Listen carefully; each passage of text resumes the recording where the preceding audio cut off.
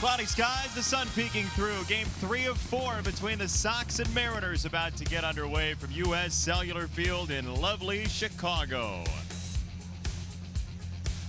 Thanks for joining us once again. Jason Benetti, Steve Stone along with you. It is Star Wars night tonight at the ballpark. We'll show you some of the Star Wars stuff around. The Mariners and White Sox get together again in Seattle. Trying to make the playoffs, controls its own destiny in a lot of ways. Seattle comes in tonight trailing by 6.5 games, but they've got some big games coming up against Texas. They play them 7 times in the next 10 days when they leave here. Then they've got Houston, they've got Oakland. They've got a couple of softies really in Oakland and the Angels, and hopefully they can take advantage of that. They're trying to make the wild card. They're trying to win the division. They're trying to get into the playoffs.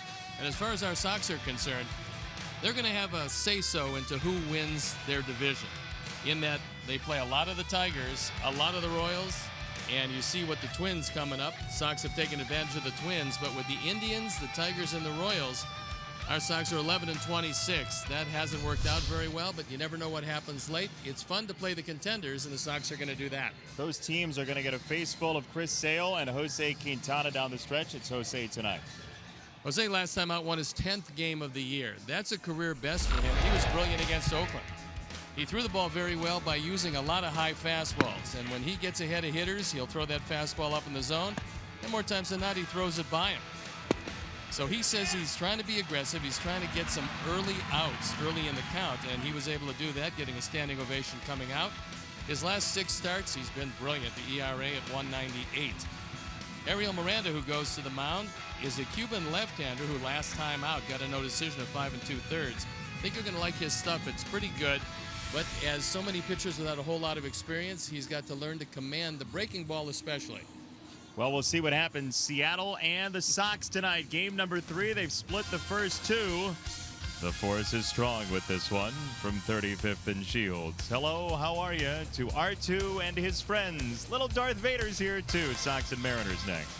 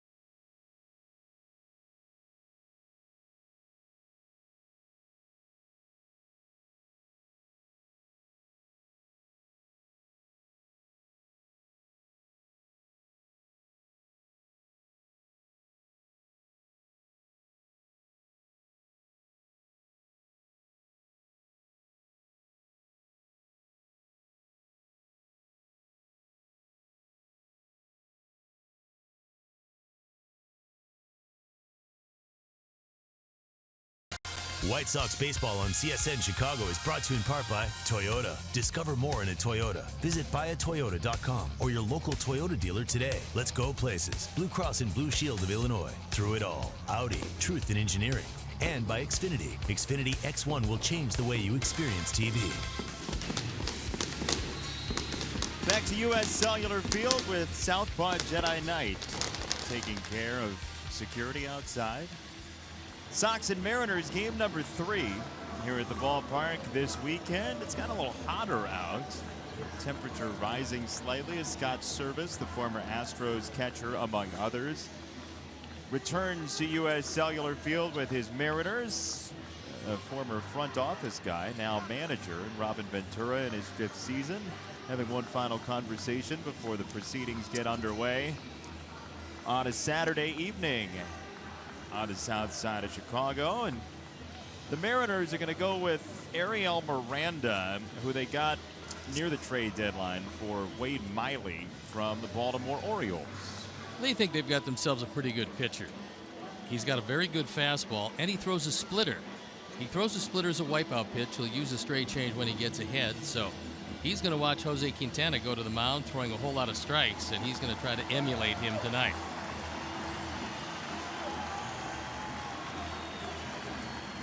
Jose's ready, and so we'll give you the starting lineup for the Mariners, presented by Kia. Seattle is a home run hitting ball club, and there's a reason why. Robinson Cano in that 3 spot has 29 homers. Kyle Seager is back in the lineup.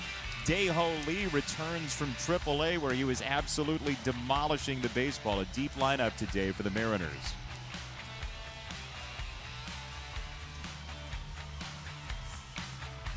The Honda City defensive setup and how they're going to line up behind Jose Quintana. Melky Cabrera reemerges in the lineup with Adam Eaton and Abisail Garcia in the outfield. Todd Frazier, Tim Anderson, Tyler Saladino, Jose Abreu in the infield. Alex Avila behind the plate.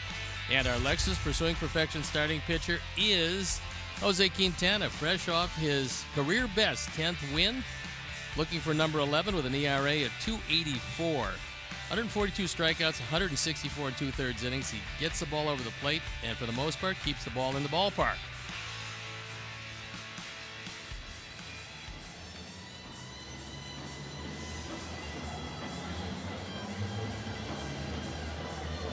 The umpires for the game tonight: Paul Emmel behind the plate, the crew chief John Hirschbeck is at first, DJ Rayburn at second, Vic Carapazza at third. So the Mariners come in 6.5 games in back of the Texas Rangers. They're right in the middle of the wild card chase, but they have designs on the division race if they can get hot. So they've thrown the ball around the infield. Jose Quintana is ready to go, as are we. So Jason, bring home a winner tonight. Do our best, Steve. We'll do our best from up here in the booth. If we had control over that, we'd probably be in another line of work. Yes, very lucrative one, yes. I assume. The Crystal Ball Factory of Southern Arizona. Leonis Martin, Guillermo Heredia, Robinson Cano, 3 batters scheduled to face Jose Quintana, the Colombian left-hander. 27 years of age. Quintana to Martin. First pitch of our ball game tonight at 6:11 is inside for ball number 1. Told you Seattle is a home run hitting ball club. The Mariners come in with 177 homers this year. That's 3rd best in the American League, behind only Baltimore and Toronto. That ball smoked by Martin to right field and off the wall. Martin on his way to second. He is safe with a leadoff 2-base hit to right. Really didn't have a chance to tell you because it happened so quickly, but Martin this year 50 points better against left-hand pitchers, which is really amazing for a left-hand hitter. But he keeps that front shoulder in, keeps his head down on the ball, does not pull off it at all, and drills this ball off the wall. Avi does a very good job of getting it back in and actually making it close at second, but an ominous way to start the ball game. With that double, runner in scoring position for Guillermo Heredia for the Mariners, who have made a bundle of roster moves today. We've seen Mike Freeman go down to AAA. Nori Aoki is down to AAA. Dae-Ho Lee is back from AAA and playing first base today as that ball gets away from Alex Avila, who's back from injury. in his first start, and Martin to third. It looked like it had a chance to be a pass ball. It's certainly one that Alex should have caught, but this is his first game back in a long time. He let that one get away. It is indeed a pass ball, and it moves Martin to third base, and now you just don't bring the infield in. You got nobody out. It's the first inning. You're going to concede the run on a ground ball.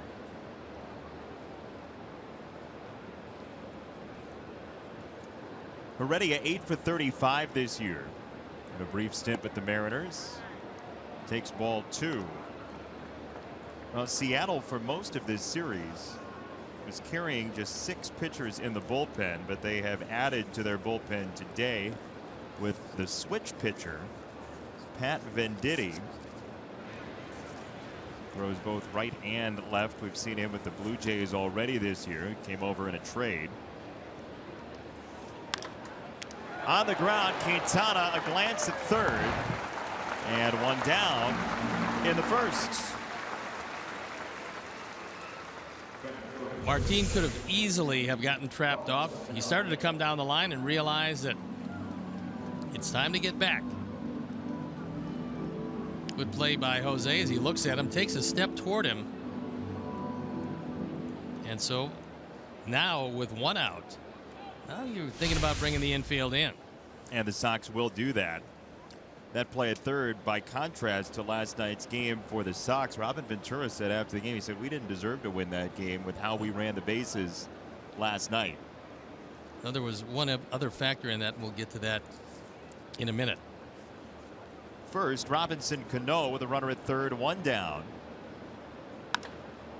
There's a high fly ball right field. Avi is back at the warning track to make the catch. Martin tags and scores, and the Mariners have a 1-0 lead.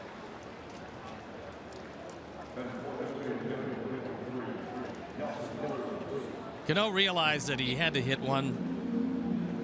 If he wasn't going to get a base hit, obviously you're looking to hit a fly ball in that situation, and he got a pitch he could handle. It was around waist high, lifted it fairly deep to right center field, and the Mariners are on the board first. That currently will go as an unearned run against Quintana, with the pass ball moving Martin to third. Accidental swing for Cruz, 0-1. The big point about having the 3 guys taken off base, 2 on base running, starting before actually Hernandez threw the ball, the other a line drive double play on a ball hit in front of you. Towering chopper. Second base, Saladino throws out Cruz. And that'll do it for the Mariners. More on last night after this. Sox will go to the bat rack, trailing 1-0.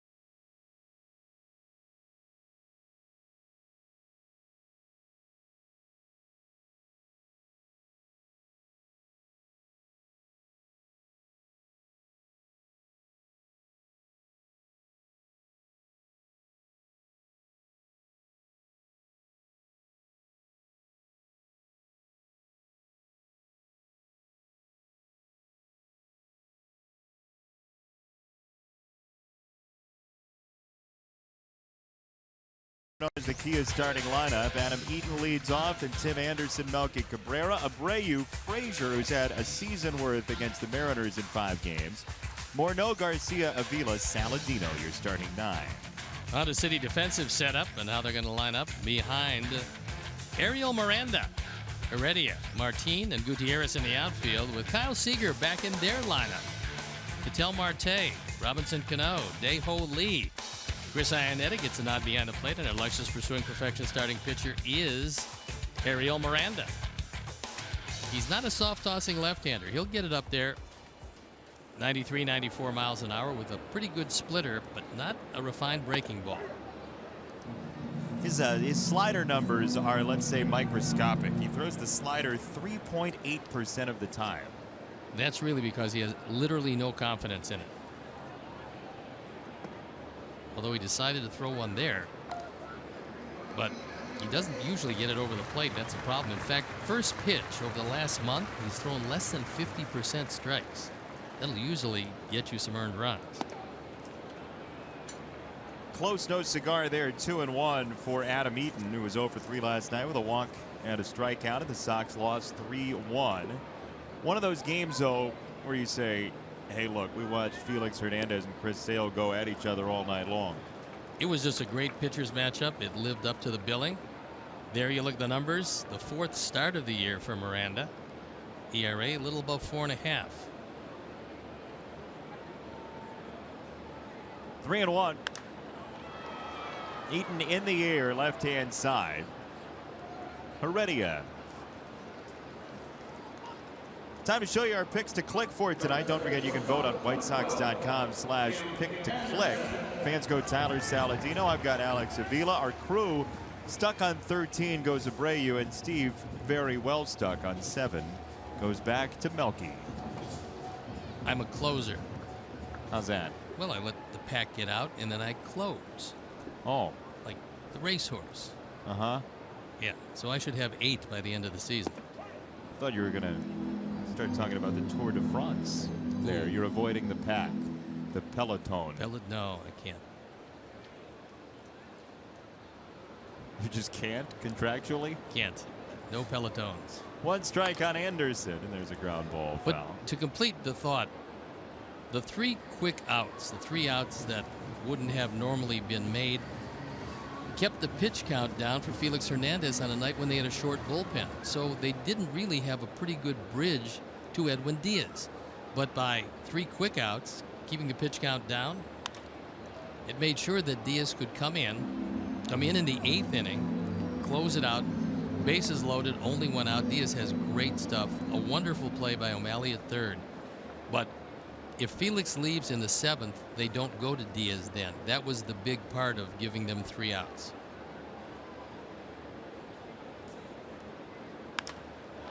That ball smoked to right center field by Anderson into the alleyway.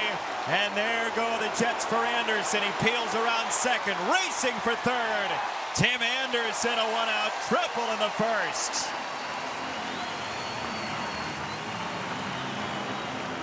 He took that one high and away and drilled it into right center field. And with the speed of Tim Anderson, he's going to see a few of those this year. That was a slider. That's one of the reasons why Miranda doesn't throw too many of them. That one hung on the outside part of the plate.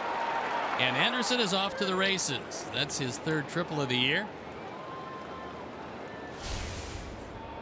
Puts him in scoring position for the recently healthy Melky Cabrera.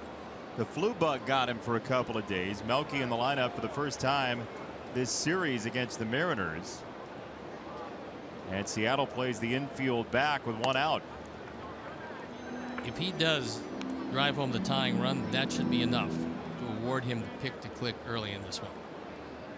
You know what? Not much of a superstitious guy, but maybe, just maybe, if you lobbied less, you'd have a better chance of winning picks to click. I don't think so. Sack fly coming up. Gutierrez under it. Anderson leaves 3rd to score. And it's a 1-1 ball game in the 1st. The run scored the exact same way. A sacrifice fly and a fly ball to right field. Only this time it's Melky with his 58th. With that first White Sox run, E-Click Lending has donated $100 to the Pat Tillman Foundation, supporting military veterans and their families.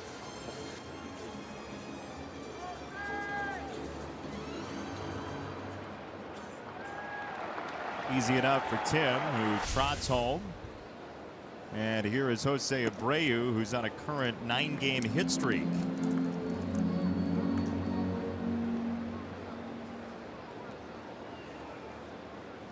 Slugging percentage up to .453 for Abreu. Cues that foul. 1 ball, 1 strike.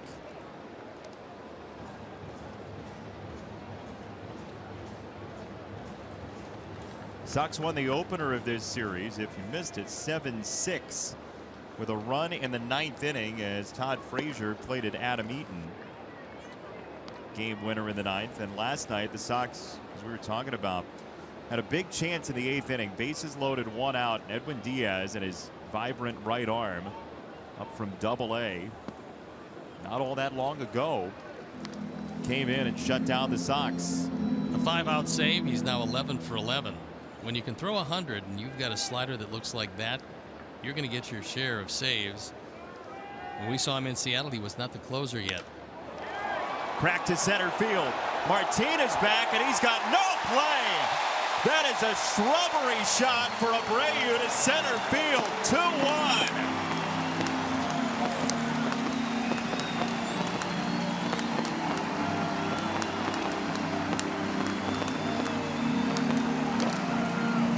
That's the 18th of the year. He now has driven in 72, and that a no-doubter. A line drive rocket on the Ford home run replay. Miranda does not have a sinker. Consequently, he's going to give up a lot of fly balls, and sometimes if they're hit hard enough, they go out of the ballpark, as that one did, to straightaway center. Probably was about 430 feet. Nice blast. I don't know you want to face Jose Abreu right now. No, he's been something.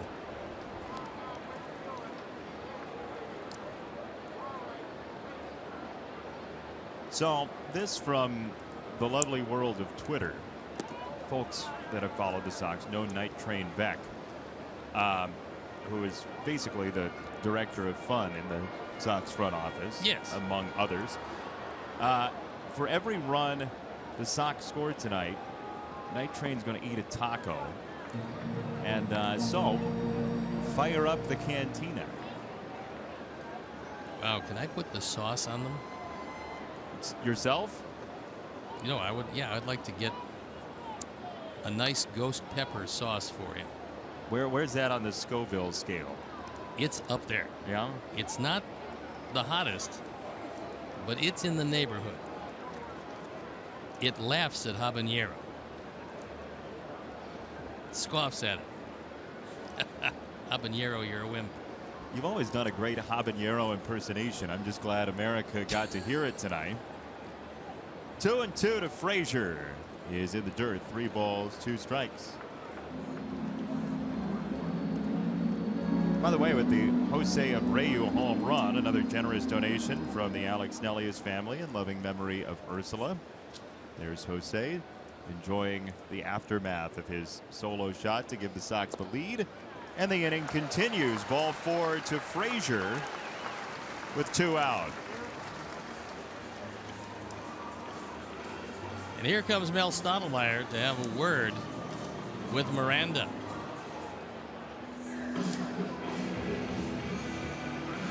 And even though they brought up a couple of pitchers out of that bullpen, they just as soon not go to him quite this early.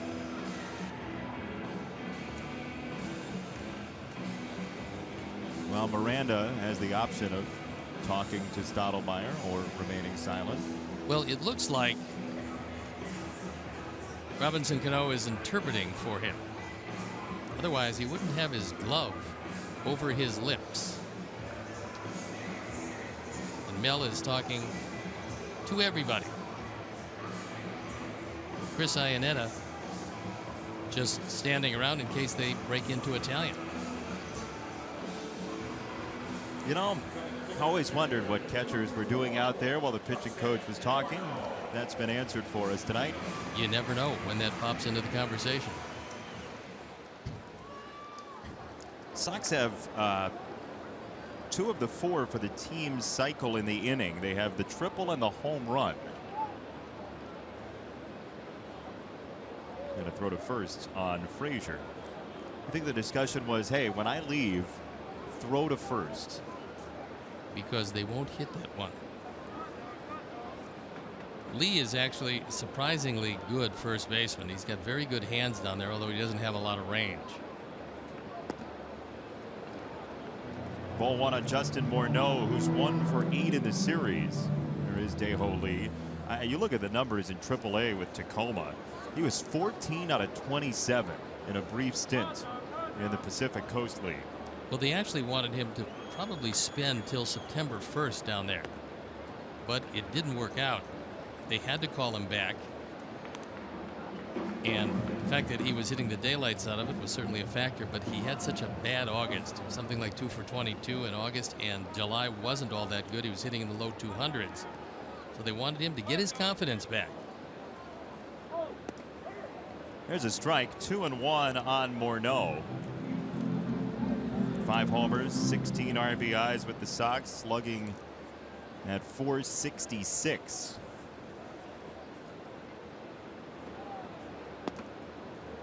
So off the plate, 3-1 on Morneau after the Frazier walk.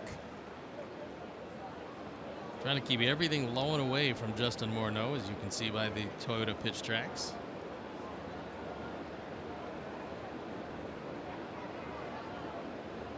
(3-1) up the middle into center field. The inning continues. Frazier on his way to third. Save!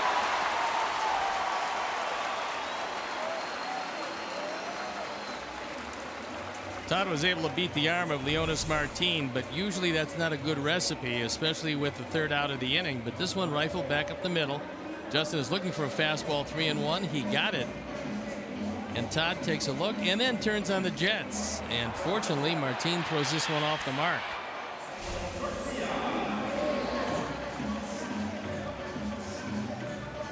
Well, when somebody shuts you down the night before, the best way to get right back on the horse is a 7-batter at least first inning in which you take the lead. We talked about Martin having some problems with his command, especially on the fastball, and we've seen that here tonight. Avi Garcia now with a swing and a miss from Ariel Miranda. That was his changeup. He throws the changeup to get ahead. Then he throws the splitter as the wipeout pitch, but Sox haven't allowed him to get to that wipeout situation. Avi Garcia this year with runners in scoring position and 2 out is hitting .419, which is second best in the American League. And that's a good habit to get into and a wonderful number. Miranda doesn't have a big fastball. Should be a good matchup. Line foul right side 1-2, and you can debate the merits of scoring position 2 out, whether it's luck, fortune, situation, whatever it might be. It's not the easiest spot to hit in. No, and it's also second in the league. So regardless of what the number is, if it's second in the league, you're doing pretty well, and it means that he's able to concentrate in situations that really help the ball club.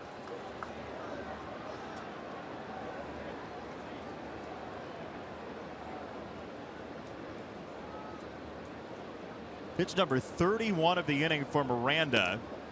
Fades inside, 2-2. Mariners might be pretty happy they called up some extra arms from AAA before this game. Well, one from AAA, one from AA.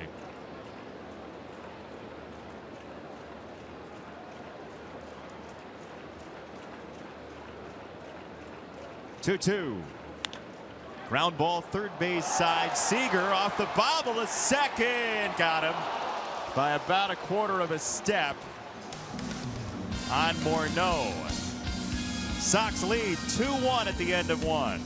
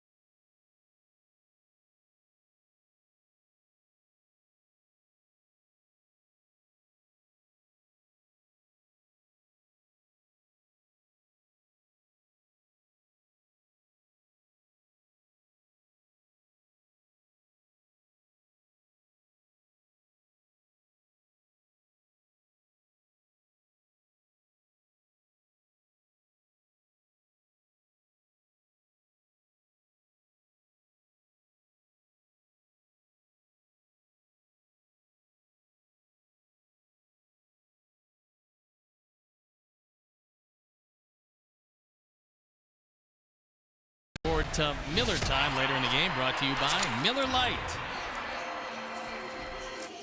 We always look forward to that. You Later in the telling game. us that Miller time's coming up. Yes, and then we highlight the Miller moment or moments. We may have seen it already. You never know. Quintana bankrolled to a 2-1 lead. Abreu with a home run, a sacrifice fly as well in the first inning from Melky Cabrera.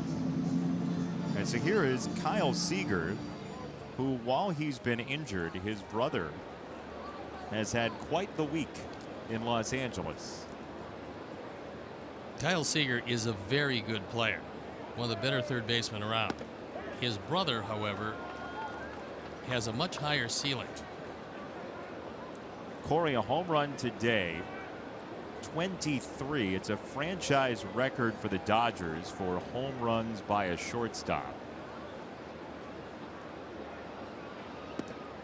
Dodger Stadium has been a very difficult place to hit the ball out of historically.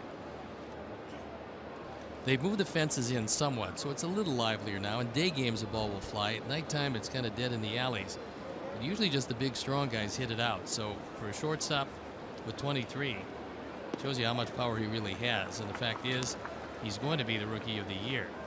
So that's why you told those kids outside the stadium today that your favorite ballpark to pitch in was Dodger Stadium because of the alleys and the expansiveness. That's exactly right. Being a high ball pitcher, it's much better to pitch in a very big ballpark. 2-2 on Kyle Seager. Brother broke up that no-hitter a couple of nights ago against Matt Moore and the Giants.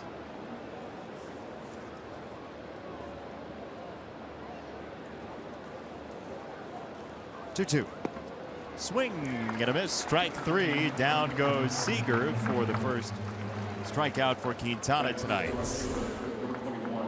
He takes a little something off this breaking ball, spots it perfectly, and Seager, his first day back after fouling a ball off his right foot. A strikeout victim. Brings up Franklin Gutierrez, who's just 1 for his last 18, but that one was a homer last night in the second inning. Strike one.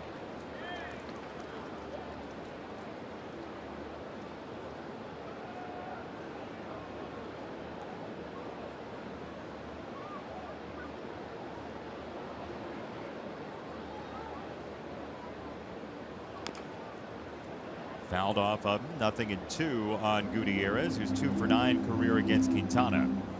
That race in the NL West is shaping up to be a good one. Los Angeles, a 1.5 lead over San Francisco. San Francisco entertaining Atlanta tonight.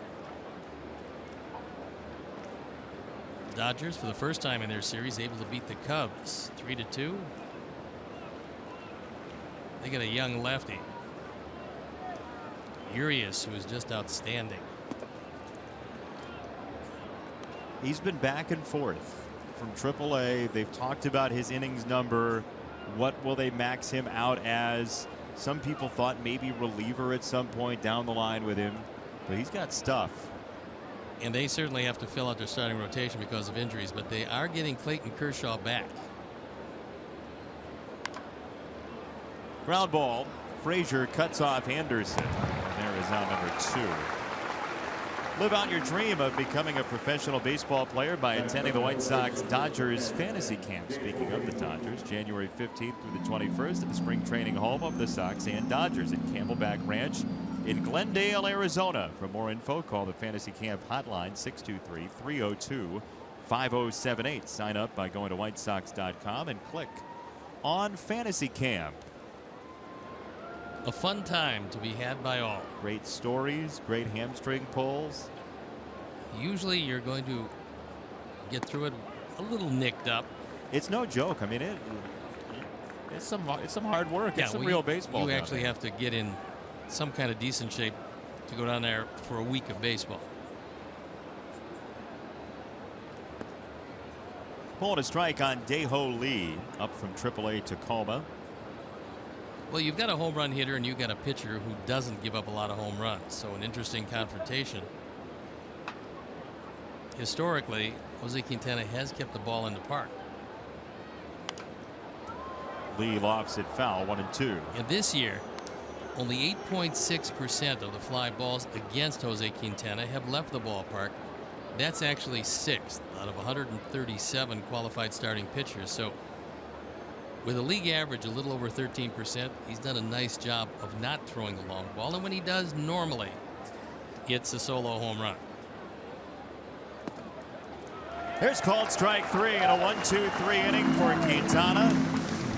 6 in a row pushed aside after the leadoff double. 2-1 Sox.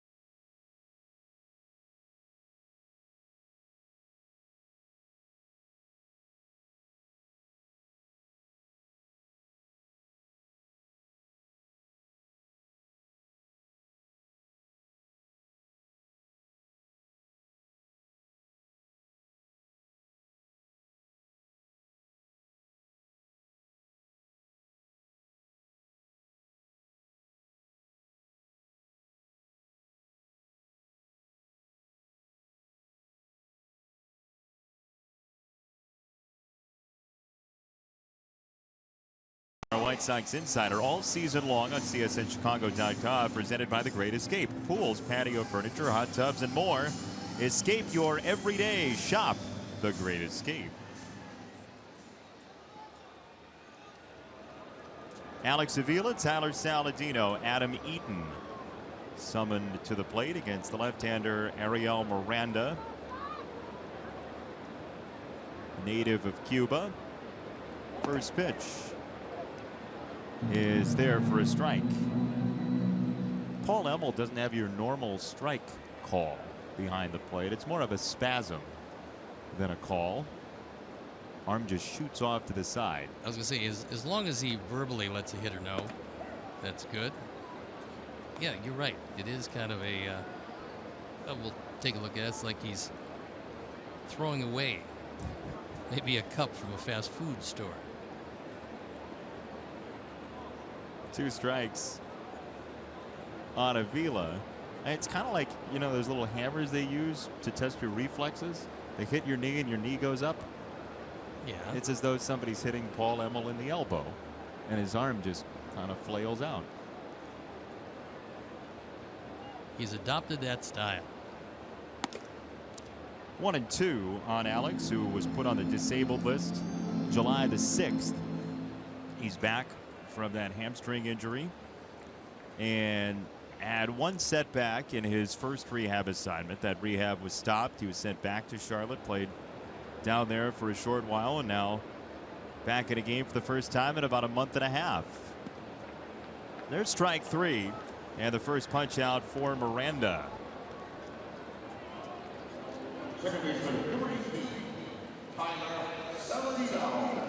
The called third is a different strike call. It is. Than the other 2. It's less, let's say, vigorous.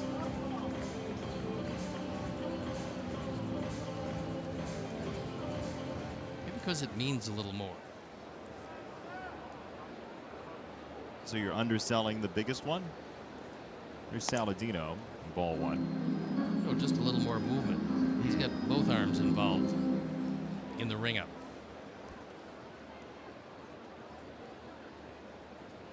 1-0 Ball 2. Tyler Saladino, 6 home runs this year, 10 for his career, 8 have come in this ballpark. Marte at short, 1 motion for out number 2.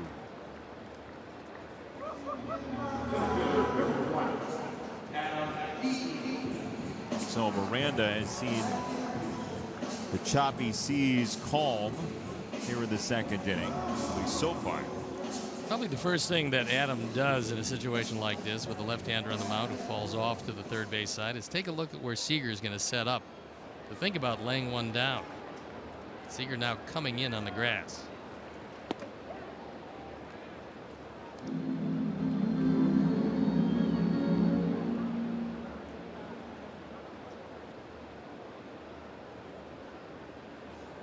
Oh, 1. 1 ball, 1 strike for Eaton, who flied out to left in the 1st inning. Part of a 2-run 1st inning for the Sox. Anderson a triple, Melky a sac fly, Abreu a home run. Ball buzzes into the stands. 1 and 2 for Eaton. That was really fortunate that it hit the tarp and then kind of trickled into the stands. Otherwise, that would be a missile honing in on somebody. Because there's a lot of people here on Star Wars night.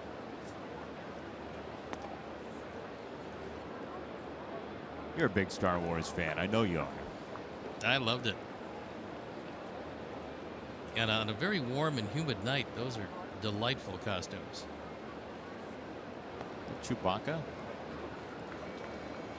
That is the Walmart Chewbacca.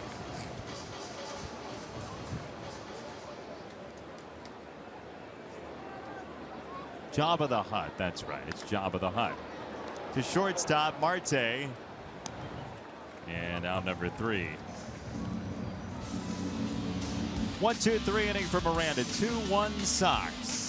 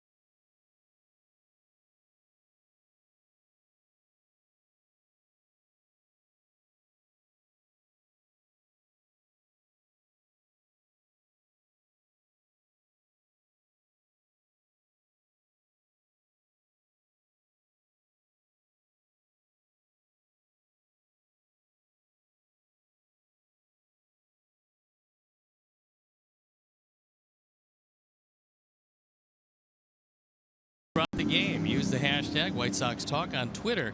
Be sure to follow at CSN White Sox all season long for the latest news and your favorite team. Jose Quintana on his way into the 3rd inning with the first pitch high. Ball number 1 to Chris Iannetta, the veteran catcher. We were visited between half innings by the Goldberg family, who stopped on by. Ryan, Reagan, and Reese to say hello. Some lovely folks got to take in batting practice today as Abreu makes the catch for out number 1. They're from not far from where Chris Sale went to college at Florida Gulf Coast in Fort Myers. Hey, Sox fans, you win with Papa John's Pizza all season long. Day after the Sox win, get 50% off your entire online order of regular menu-priced items only at papajohns.com when you use promo code SOXWIN at participating Papa John's locations. Better ingredients, better pizza. Papa John's. Here's Ketel Marte. To look at strike number 1 from Jose Quintana. When Jose Quintana gets you 0-2, you got some problems. You do? Yeah, and when he gets you with just 2 strikes in any count, you have some very bad problems. Like here. Like here, because opponents hitting just 139 against Jose on 2 strike counts this season. League average 179. So we'll see how Marte fares and see if that 139 holds up. Pop-up foul. You know, Chris Sale last night in his complete game, when he got batters to 2 strikes, 89% of the time they were out. The league average is 75%. So the Mariners, at least last night, were having trouble with 2 strikes against a very strong lefty. And in the same spot here, we'll see what happens with Quintana. You just got the feeling last night after giving up 3, Chris got mad. And when he did that, that was it for a pretty good hitting ball club. And on the other side of the page, former Cy Young Award winner Felix Hernandez realized when he got his 3 runs, there was a very good chance he wasn't going to get any more. And that was the best game that he's pitched all year. So just a wonderful pitcher's duel. Unfortunately, it worked out the wrong way, but it didn't diminish the efforts of both of those guys. And Felix knew he had to go deep into the ball game because they had the 6-man, very depleted pen. 1-2. Center field. Eaton breaks on it. 2 away in the 3rd inning. I know you've said before that the best pitching performance individually you've seen is the Kerry Wood game against the Astros. 20 strikeouts, no walks on a 1-hitter, and that was a debatable hit. But what about best combined pitching performance, starting pitching, both guys going at it? You have time to think. Yeah, but do I have the capacity? I know I have the time. Well, that's been in question. Yeah. For what, 3 right. decades of. Yeah. I wonder if my family will commit me before the end of the season, but I don't know. Combined, I really don't know. I do remember one game Steve Carlton pitched 1972 when his Philadelphia team won 59 games and he was 27-10. I'd never seen anything that dominant. And he was brilliant. Ground ball to first. Quintana's cruising 9 in a row, 2.5 deep. Jose's got a lead. It's 2-1 Sox.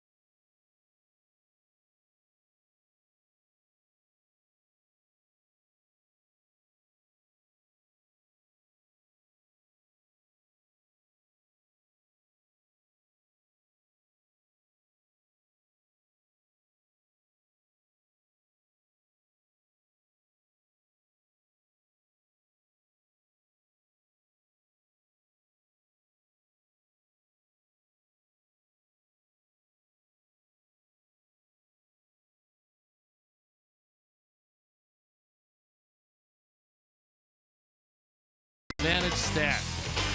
Jose Abreu and Todd Frazier this homestand. You can add one more home run to the total of Jose Abreu and one more driven in. But both of them doing pretty good. On base percentage, 464 for Jose, 357. Both of them pretty good. Slugging percentage, very good. OPS, otherworldly for Jose, and very good for Todd Frazier. So they've taken advantage of a very long homestand, which has one more game after tonight. It's a 1:10 start time tomorrow. Sunday afternoon baseball at U.S. Cellular Field. A hat tip to the folks selecting the music here, by the way. We got some Sam Cooke in between half innings, which is very nice on another Saturday night. You ain't got nobody. That's exactly right. You got some money, though. You just got paid. 2 strikes on Anderson, who tripled on this count last time up. Well, on the TV side for Seattle, Mike Blowers, a former Major League third baseman, talking about a couple different things before the game. One of the things he talked about is he likes everything that Tim Anderson does. Base running, lively bat, and he really likes his fielding. So, he's certainly going to get better base running, but he's going to be a prolific base stealer. And lively bat you can't teach, and he's got one of those. Sharply hit, backhand for Seager.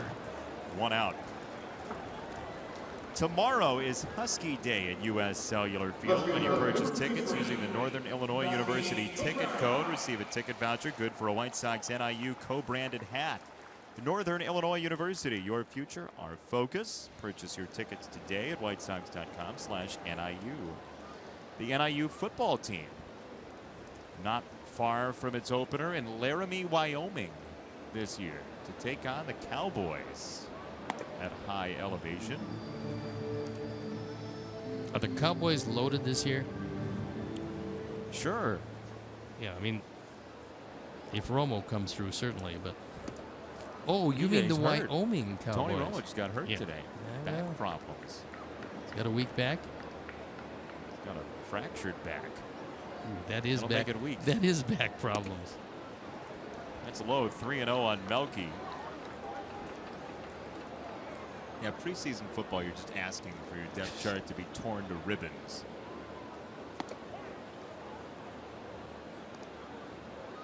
And that one just barely had the top of the zone. 3-1. Wrap to third. Seager again for on number 2. Mike Blowers was also talking about the fact that he kept watching that play at third base by Sean O'Malley that happened in the 8th inning. And he said, I knew it was a good play. And we talked about that being a really good play. He said, but when I saw it again and again, I realized that it was a great play. And Mike was the third baseman. He said he's made those plays before. But when he looked and realized there was no angle to make the throw, and that Zunino had to give him the target well wide to the first base side of home, he said it looked even better. It turned out to be a game saver. 1990s third baseman Mike Blowers. Yep.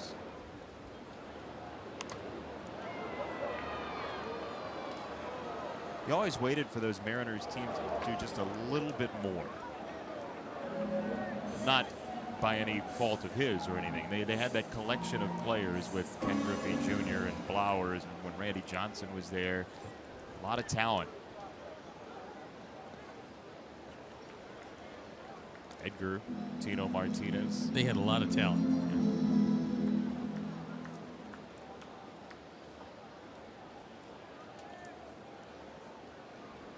Yeah. 2-1. Pop up, middle infield. Cano says, wait there, Mr. Marte. 1-2-3 inning for Miranda, his second in a row, and the offenses have been quieted. 2-1 Sox.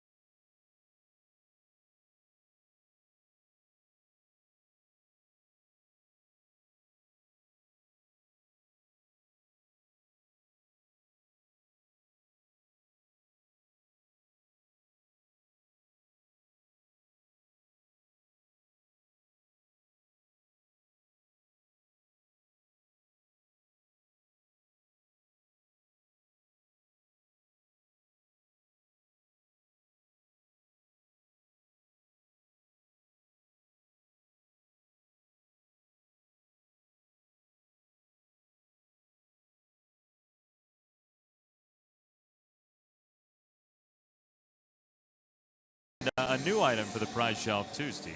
We do. Before the game, you were kind enough to order something from the lovely young lady who brought it, and we have onion rings. Helmet of onion rings is on the prize shelf for you to win in Right. Sox Math today. Yeah. And by the time you get this, the helmet is going to be much more desirable than the onion rings, I believe. I might be wrong, They but I keep believe very so. well. They really do, Yeah. folks. We have other things, terrific things. The JH hat that we couldn't give away if we gave away 100 of them.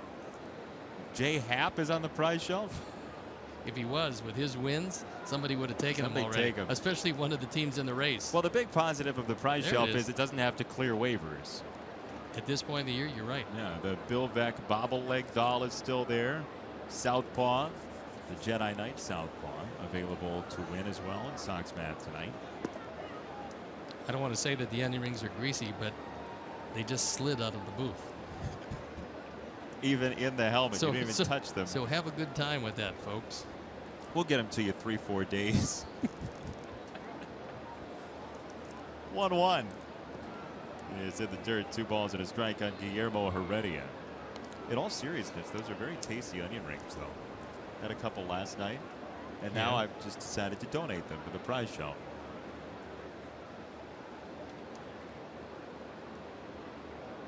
Mariners got a leadoff double from Martin, and nobody's reached since. That's normally where somebody gets a hit and I get blamed for it. Not this time. Jose is fallen behind Heredia. It's a fastball, and he wants it on the inside part of the plate. There it is, 3-2 on Heredia. Heredia was taking all the way as a table setter ahead of Cano, Cruz, and Seager. He knows his job is to get on, not necessarily swing the bat when he's that far ahead of the pitcher. Called strike 3, pinpoint from Quintana. Third strikeout of the night, this of the called variety. So 2 called, 1 swinging, and a perfect pitch. It was low, it was on the inner portion, and it was definitely in the zone.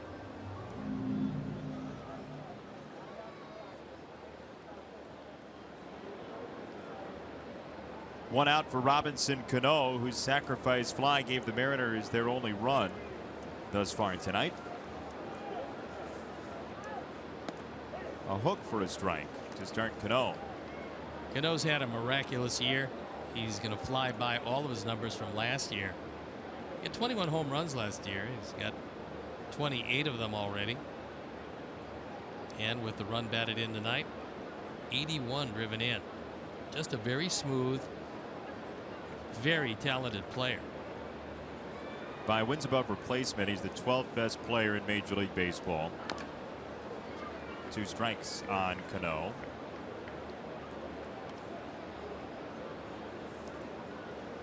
And of the guys that are in the top 12 in that category, Cano has the 4th best strikeout rate.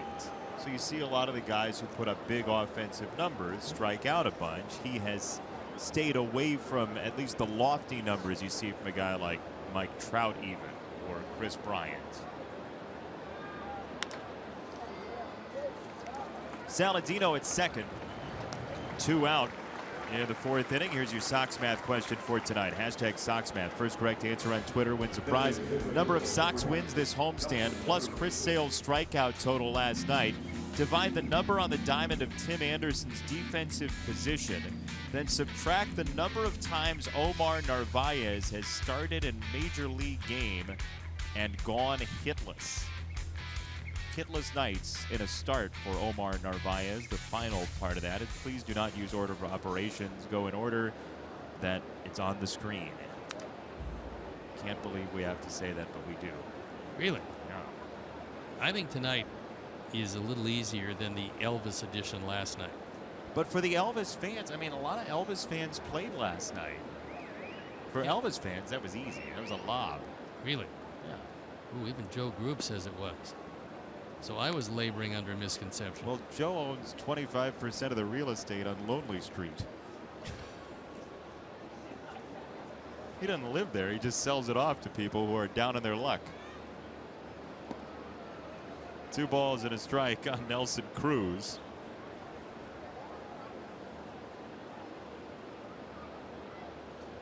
Nelson's got some big power the opposite way, and we'll see if Jose decides to stay inside.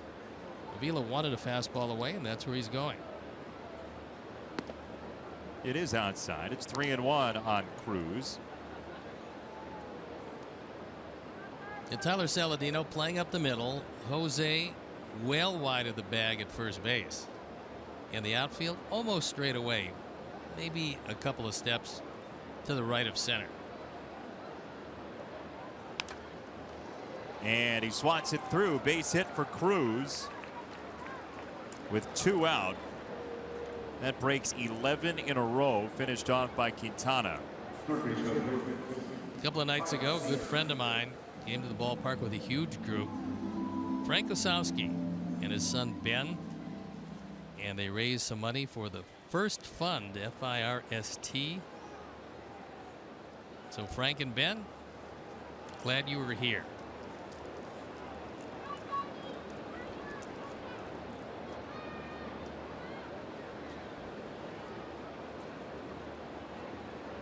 Two out, 1 on for Seager, who struck out in the 2nd inning, his first strikeout in 9 days. So 5 games worth, plus the couple that he was on the shelf with the foot injury.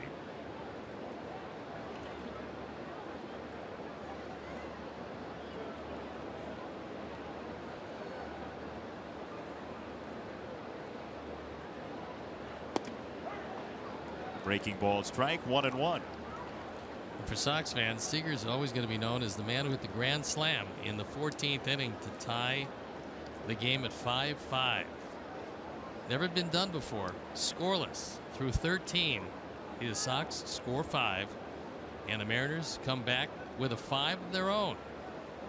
But a happy ending. The Sox wound up winning that one in 15. What's one more inning between friends, right? Well, there's a situation where you figure it's pretty much put away with 5 in the 14th, but it was not to be, courtesy of the man you're looking at. You're going to say turn the page to the 15th? For those Bob fans, yeah. 1-2 from Quintana.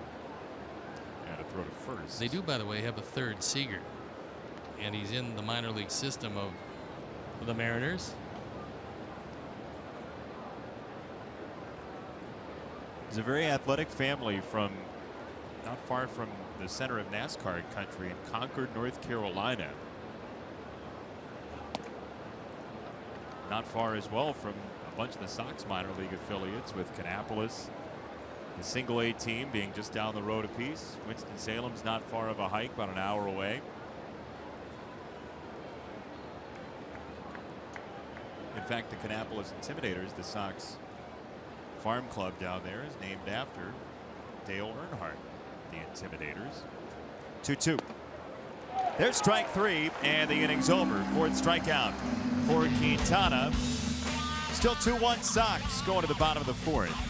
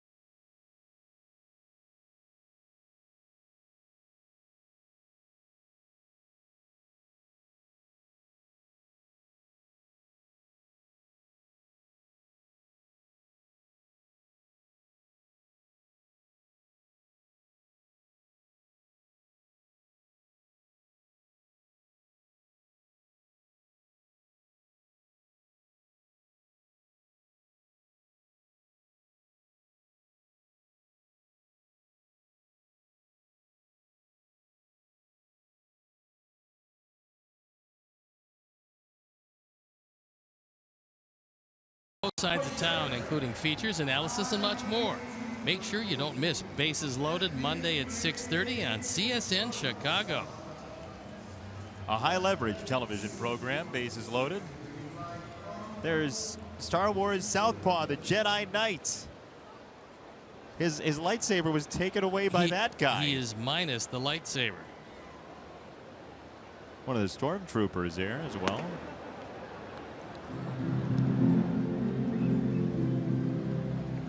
Ball one to Todd Frazier.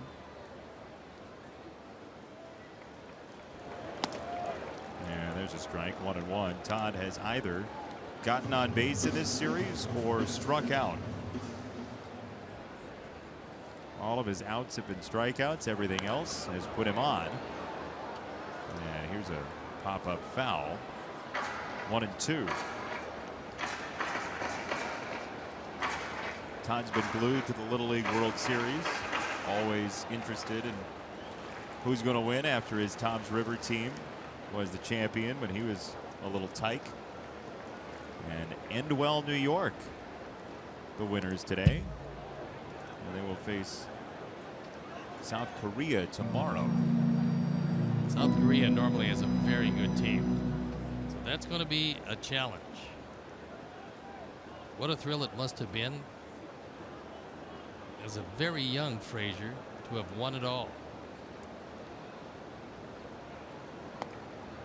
2-2 on Todd. We've seen footage of it before. He was the star of the team. Routinely was intentionally walked in Little League. Todd Frazier. When you took a look at his swing, you couldn't blame them. Pop up on the infield. Lee called off by Cano, who veers to make the catch.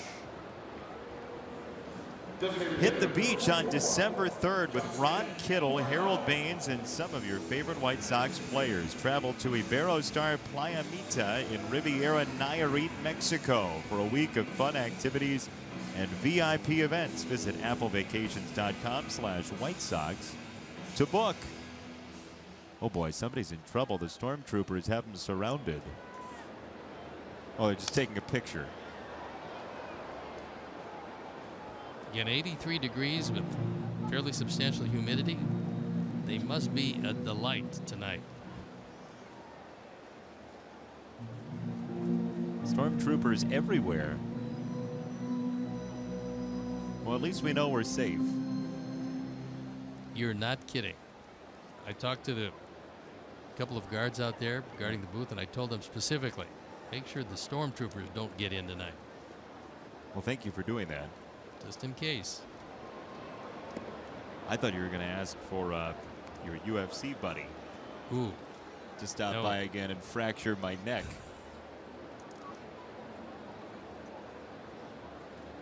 I would have to. No, I'd have to communicate with her to get her here again. There was a look of panic on your eyes, as I think as she was cutting off the oxygen. And rightfully so. There was a slinking, an approach, and then just darkness. Ball and 2 strikes on Morneau, who singled back in the first. Sox lead 2-1 thanks to a sac fly from Melky Cabrera in the first inning and a Jose Abreu solo homer.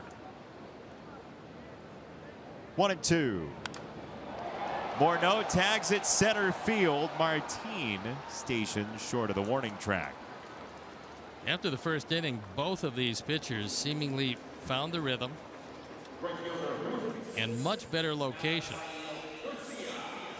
Miranda looked especially shaky in the first, giving up the triple, the home run, the single, and the walk, but got out of it with just 2 runs. And since then, he's pretty tough. As you can see, 32 pitches in the first inning. 9 straight retired by Miranda since then.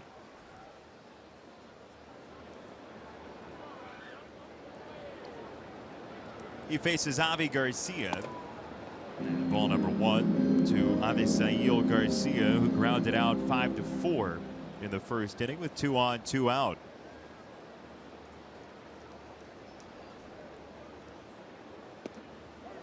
Called a strike, 1-1.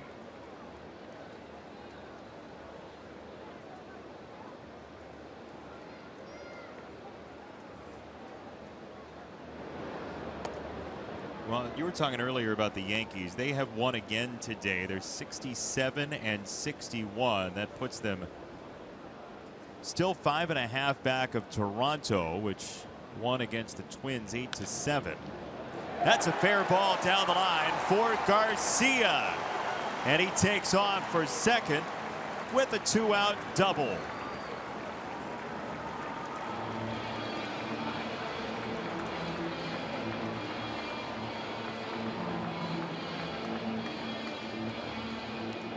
So the 9 in a row by the boards as Avi takes it right down the line.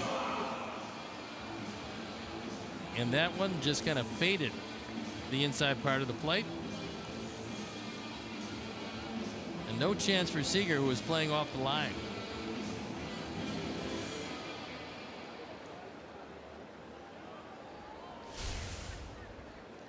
You're talking about that American League East.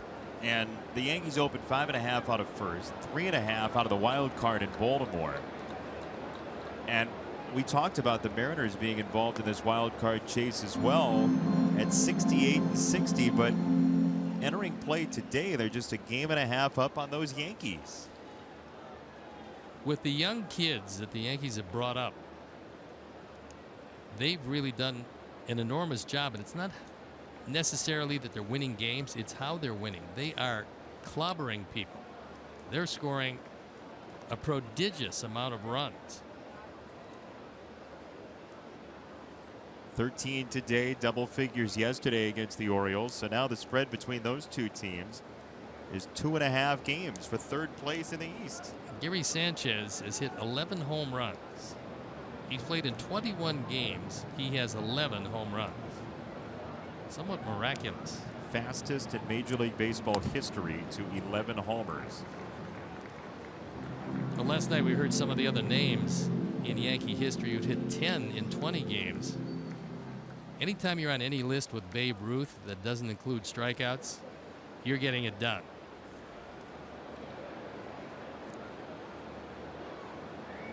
Garcia at second, 2 out. Miranda against Avila. Alex just back from the DL. Takes ball number 3.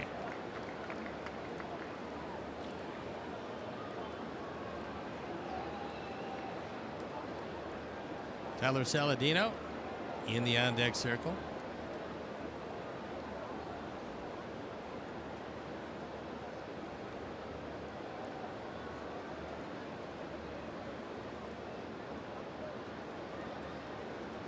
(3-1). That's low. Ball 4. 2 on with 2 out for the Sox here in the 4th inning.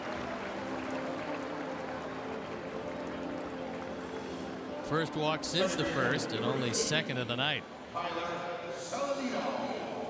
Scott Service with Tim Bogart to his right. Scott got a chance to pretty much reassemble his own coaching staff, something that most managers don't get a chance to do. But talking with Scott about how he went through that process, he said it really helped to work in the front office and do just about everything. He was an international scout. He was in charge of the farm system. He was an assistant general manager and did it for a couple of different teams. And he said he understood how to put together a baseball team. It really helped him going into the dugout and then managing. To which he then said, it's helped him as a manager just to manage for a couple of months. He's got a much greater understanding and wider understanding of how to do the job just by being in the seat. Up the middle, center field, Saladino. Avi's around third. Martin throws it up the line, and Avi Garcia scores. It's 3-1.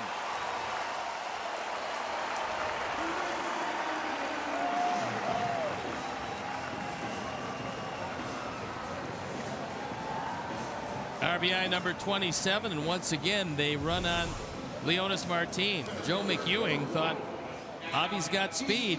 Let's put the pressure on the defense. So he gives him the go-ahead. And here he comes. Here comes the throw, and you see the throw well off the line. If Ionnet is able to come up with this on the short hop, would have been a miraculous catch. I don't know if he would have had him anyway, but it's a moot point, seeing as the ball bounds away.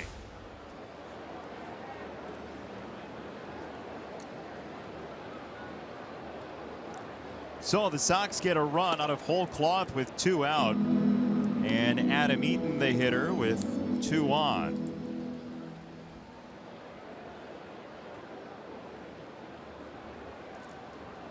.81 pitches for Miranda. Sox leaning on him again here in the 4th. 0-2.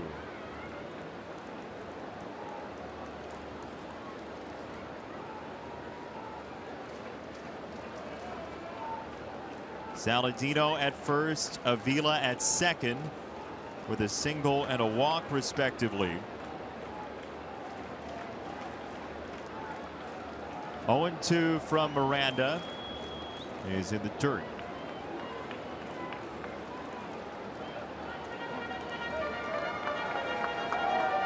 Just a couple starts into his Mariners career. The question is, how long of a leash do Stottlemyre and Service have for Ariel Miranda?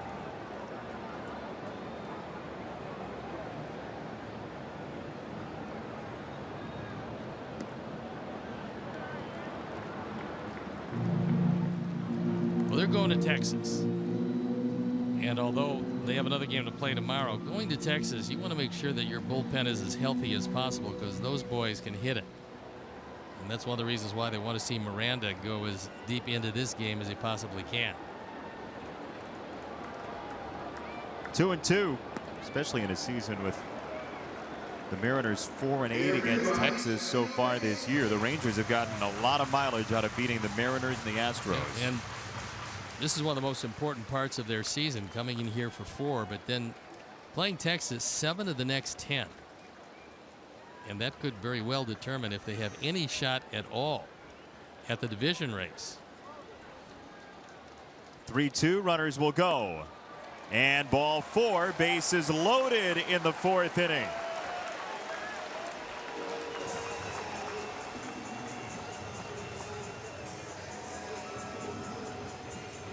Mel Stottlemyre mulling over whether or not to become a part of Ariel Miranda's world on the mound. And there he goes. Your Sox math answer for tonight looks like this. Sox wins are 4. Chris Sale 14 strikeouts last night. That's 18 divided by Anderson's position. Shortstop is 6 on the diamond. That's 3. Minus just 1 hitless start for Omar Narvaez. The answer is 2, and K-Dog Bet is your winner tonight. Congratulations. And that hitless game was almost on a technicality, because he was awarded a base hit, and then on further review the official score changed the base hit into an error. So but for that scoring change, he would have had a hit in every start, which has been pretty impressive, and this is one of the good things that came about. Not that it's good when you see Alex Avila go on the disabled list, but it was very good that Omar Narvaez had an opportunity. He's made the most of it. So Vidal Nuno getting ready in the bullpen. Bases loaded, 2 out. Miranda to Anderson, and a foul ball. 0-1. And all this has come. The double, the walk, the single, and the walk have come with 2 outs and nobody on. Sox on the verge, behind Jose Quintana, of making this one very difficult for these Mariners.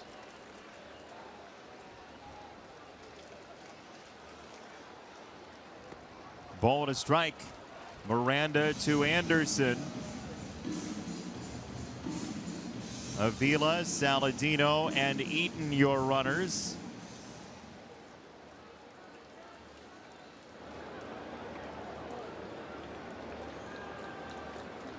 "31st pitch of the inning is ball 2.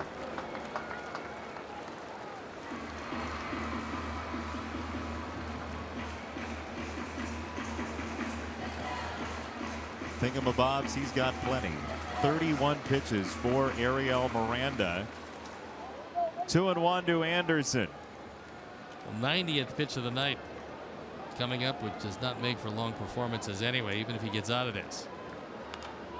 On the ground, Marte completes the inning. It was fringy for a while. Miranda wriggles out of it. Sox get another run, though. It's 3-1 after 4.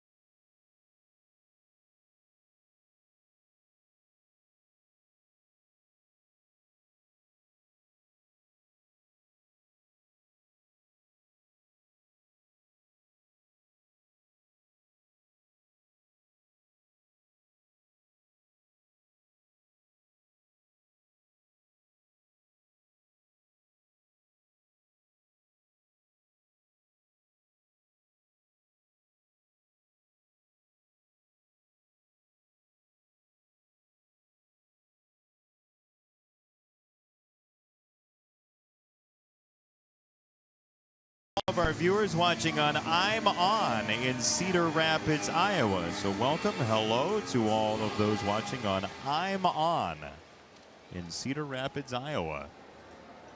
And some honorees at the ballpark today. That's the Clear Ridge baseball team, the 2016 Senior League World Series champions. We were talking about the Little League in Williamsport. They were the champions in Bangor, Maine earlier this year.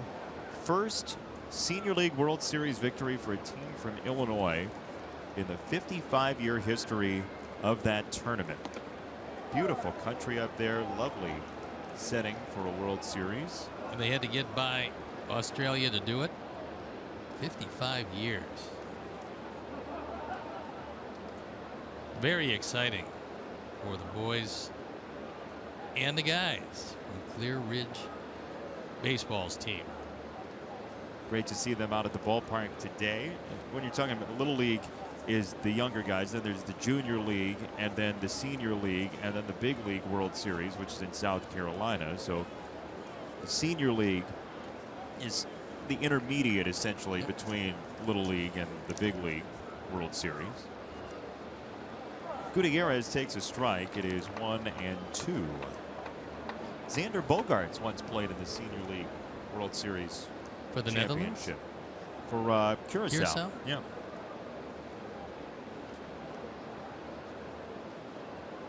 Worked out pretty well for him. He's having quite a year.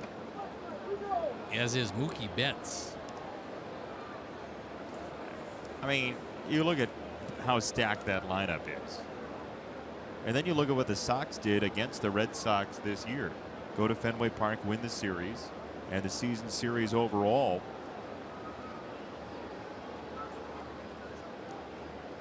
Two and two.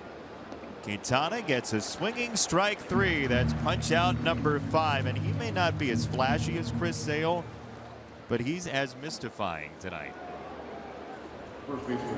We see the curveball about 25% of the time for Jose Quintana. Here's what the Mariners look like against the curveball. Heredia, small sample size. Robinson Cano has been their best hitter against breaking stuff, but there are a couple of low numbers there, including Seager. I would say for Cano, batting average over 300 against curveballs is really good.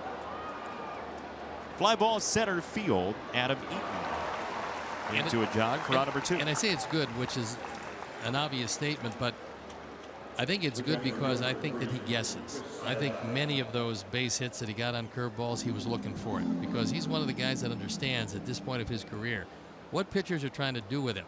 He can tell by the sequence what most likely is coming up. Now, sometimes hitters can't do it, as we saw earlier. Seager, after a couple of curveballs, took a fastball right down the middle for strike 3. He was obviously looking for something that didn't come, and when you take a fastball down the middle and you're as good a hitter as Kyle Seager is, you know that you're guessing. And I think that Cano does it better than most. Well, just by reputation, the phrase guess hitter sounds almost like a shot at somebody, but it's not necessarily that. No, it's just you're looking at a sequence and you're looking where a guy is throwing. It's not only are you looking for a certain pitch, but you're looking for a certain location. There's a hook for strike 2. And as good as Cano is, he was mystified by Chris Sale last night. He struck out 3 times, all 3 times swinging. And the first time he saw him, he grounded to first base on a 3-1 putout. So nothing for Mr. Cano last night against Chris Sale. And there's a look at King Felix to Cano's left. Felix Hernandez. He's had his year interrupted with a calf injury, put him on the shelf for 47 days. What a terrific pitcher he is. Brilliant last night. As there's ball 1 to Chris Iannetta, the Mariners catcher.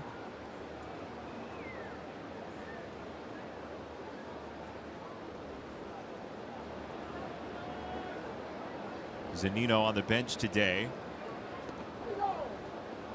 2 balls, 2 strikes. Very close pitch. Didn't get the benefit. 33-year-old catcher Chris Iannetta, hitting .215 this year.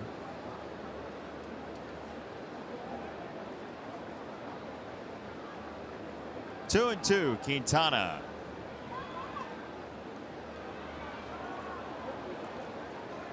That was ball 3, wasn't it?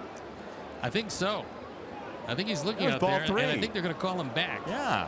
Because, you know, in this league at least, you need 4 of them. It was a nice try. Fake it till you make it, Chris. Take another look at it. The ball is inside, and Chris Iannetta says, well, you know what? My chances of getting hit aren't that great, hitting .215. So Jose is going, hold on. You can't walk anybody with 3 of them. Hashtag Sox math. There you go. First correct catcher wins a prize. 3 and 2 from Quintana. And there is strike 3, which is all you get. 1-2-3 inning for Quintana at a 3-1 lead.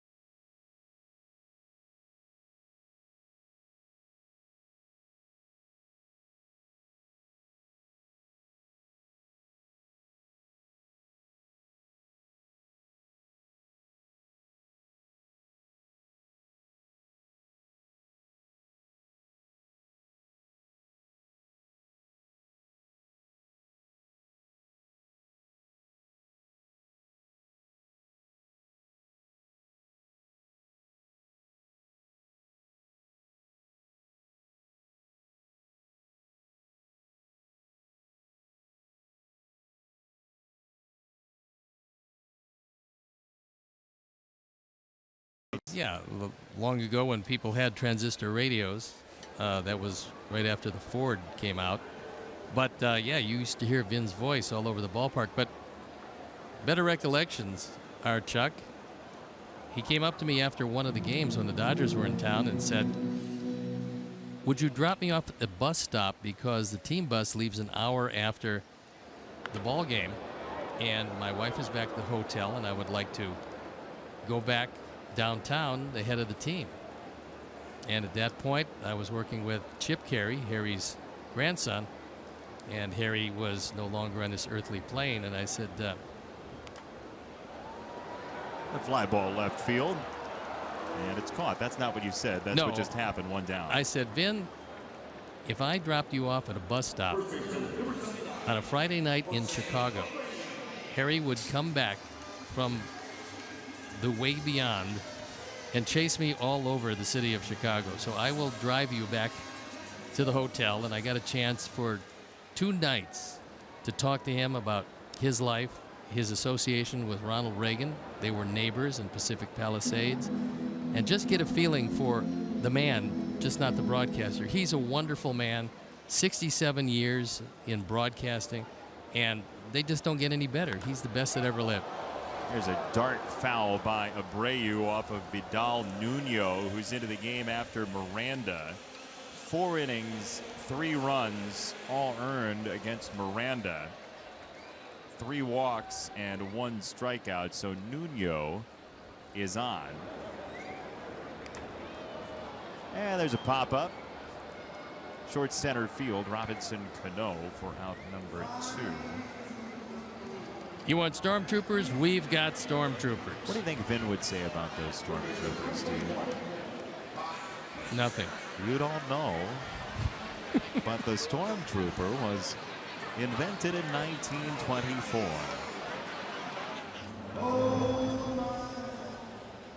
We need to get Pachorik back here. Just do his Vin Scully every once and again. And the Keith Jackson. Explain how he got his name changed by Vin calling him Pachorik. Pachorik. Frazier is single to left. Yeah. I had the game at Dodger Stadium a couple months ago and just got to meet Vin once. Rick Sutcliffe walked me into the booth, introduced me. I said hello. He was very gracious. I walked back in afterward and just said, hey, thanks for what you do. And just the warmth in being around Vin Scully. You know, he's got that beaming smile, and he's always so gracious from every story I've heard. There's no, oh, I met him one day and he was really off. I mean, that's just him. You know, that's just the core of the man. You listen to him and the way he manipulates the English language into such beauty. It is quite the sight to behold. Foul ball from Morneau. So a simulcast of Vin's call. How about that? It's Coming really up tomorrow. It's really wonderful because he came from a time where he was doing all radio, and as a radio broadcaster he was just like a painter, painting a beautiful picture of Dodger baseball. And the old saying as we move forward was that it's really amazing that there is no action at all that ever takes place when Vin is telling a story. Because on the radio, you can make the timing of the game and the pacing of the game be exactly what you want it to be. And, you know, he's carried over to television. He's a brilliant broadcaster. He does it by himself, which is absolutely unbelievable. Do yourself a favor if you're a baseball fan and you're clicking around the MLB TV. The game the Dodgers played against the Orioles, I think it was the last game of the series, maybe the second game, whatever. It was on the 4th of July. And his whole open to the broadcast was basically the history of Francis Scott Key and our nation's anthem and Fort McHenry. With Baltimore not in town terribly often, it was an opportunity to talk about the history of our country. There's just something very elegant there. The game's going to be a poor game for the loss of Vin Scully. And this one is cracked by Morneau into the right field corner. Here comes Frazier around third. Morneau on his way to third with an RBI triple. Those 35-year-old legs can cook. That was a really unusual defense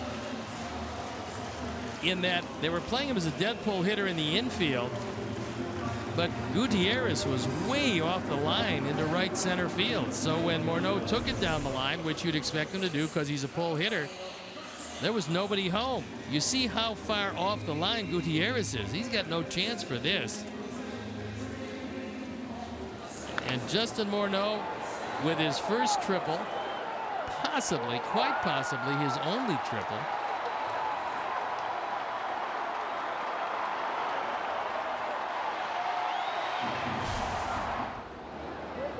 Ground ball first base side and foul from Garcia.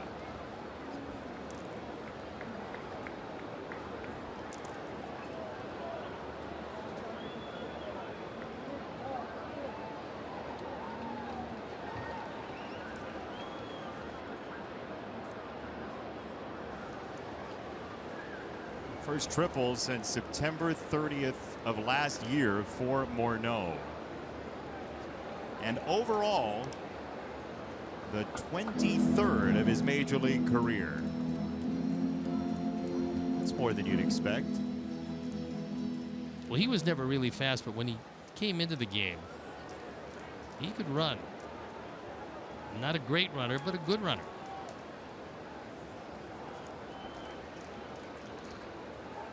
That, however, was a few injuries ago. There's still some life in that bat. Yes, there is, and we've seen that this year. 0-2. Yanked foul by Avi. Still 2 strikes. He doubled back in the 4th, Garcia did. It took Justin Morneau 2 seasons, 03 and 04, without a triple. Then his 3rd season in the majors, he had 4 in 2005 with the Twins.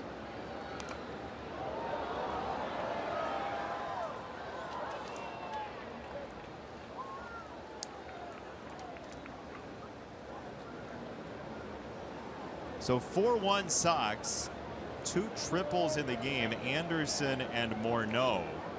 A homer from Abreu, a double and a run scored for Garcia, and that ball in the dirt makes it 1-2. Nice stop by Ionetta as he shifted to his right.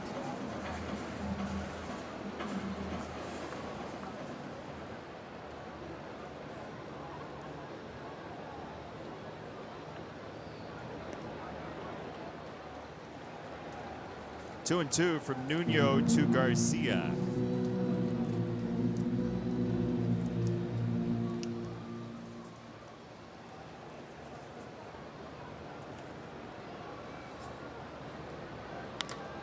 That ball's crushed center field and way up and out in a heartbeat for Avi Garcia to one of the deepest parts of the ballpark.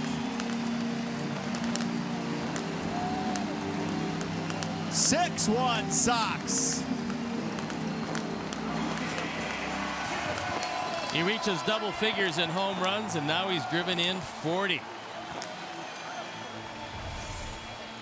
Our 4th home run replay. That looked like a changeup that he left up. Nuno will try to throw some screwballs on occasion, but that one didn't do anything. The old Todd Frazier headbutt to wake you up.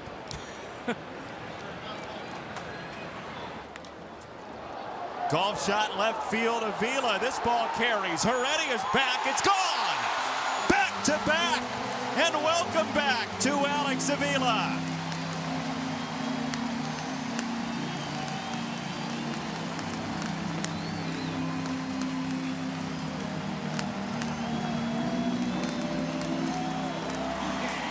After no contact the first 2 at-bats, 1 a strikeout, 1 a walk, Alex goes opposite way. Our 4th home run replay. That's a fastball. It's low. It's right down the middle.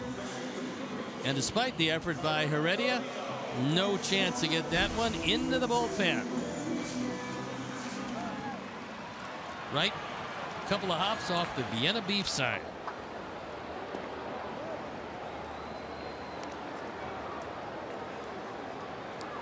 4 straight hits, single, triple, homer, homer.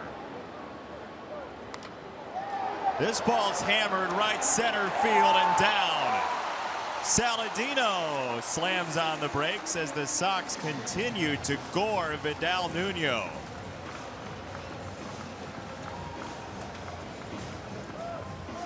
Here comes Mel Stottlemyre, who's made some frequent trips to the mound this evening. Jose Quintana winning into double figures last time out. Maybe that is the charm to break what seemed to be a 4-year run of horrific luck.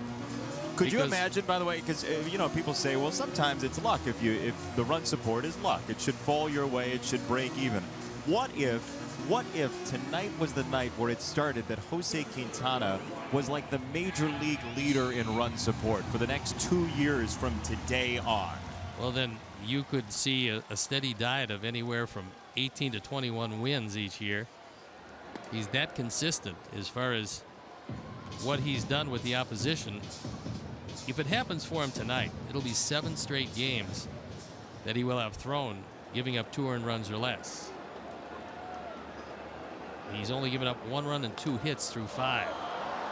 Left field, Heredia turns tail again. Into the corner he goes, and Heredia crashes into the wall without the ball as a present. Looked like he had it in his glove, and then it got rattled out.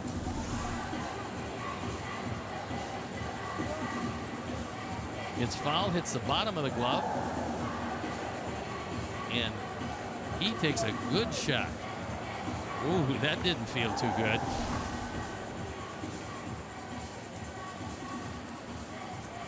You don't see too many ergonomically sound railings to run into as these parks were being built back in the 90s and early 2000s. No, at least it's heavily padded these days.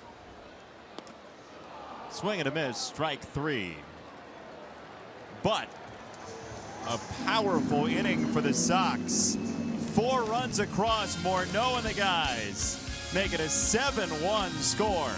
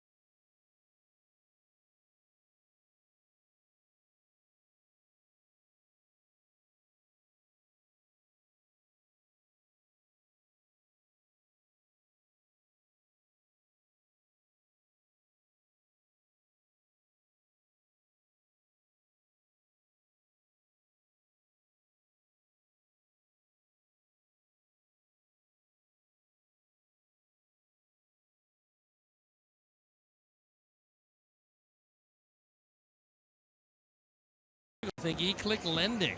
With rates at an all-time low, don't wait. Lock in your low rate today with E-Click Lending. You never pay lending fees. Point, click, save. E-Click Lending. Well, that was a fun inning, and it's got the dance party started. It's very choreographed and long. That is the 7-run shuffle. Oh, it is? Yeah. Maybe we'll take him on the road. You think so? No. Is there room on the charter? No. Well, there is room. What are those folks doing dancing in row 12? Who are they? One strike to Marte. And that's trouble into the left field corner for Ketel Marte. Leadoff two-base hit. Only the third hit of the night given up. Martin with a double leading off the ball game. He later scored the only Mariner run, and then the base hit by Cruz. And this time Jose got one up. He didn't get it in quite as far as he would have liked, and Marte drills it.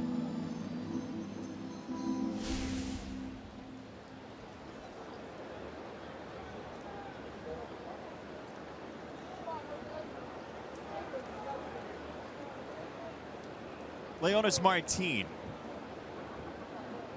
who doubled and scored, as you were mentioning, in the first inning on that Cano sacrifice fly. It was 1-0 Mariners.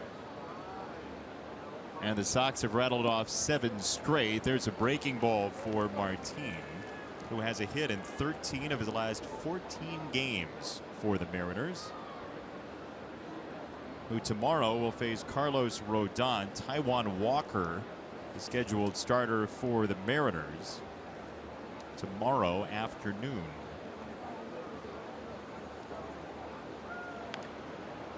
Jam shot grounder. Quintana has only a play to first.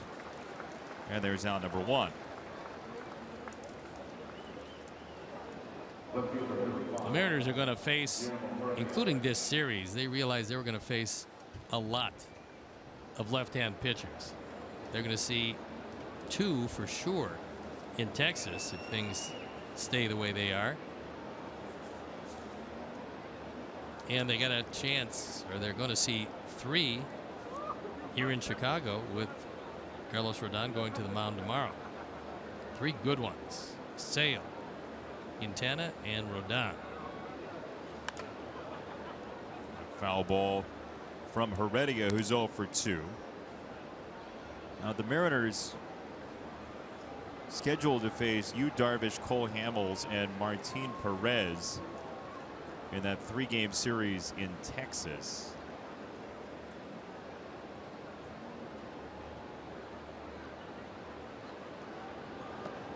High for ball 1 on Heredia. Well, normally when you're up, you say about the pitcher, you can just start throwing strikes. Pump strike after strike after strike over. That's what Quintana does anyway. Yeah, but he does it well. I mean, he throws strikes, but they're good strikes. They're painted on inside or outside. He's just not going to walk himself into difficulties. So when you do score, you've earned it, instead of Jose giving it to you.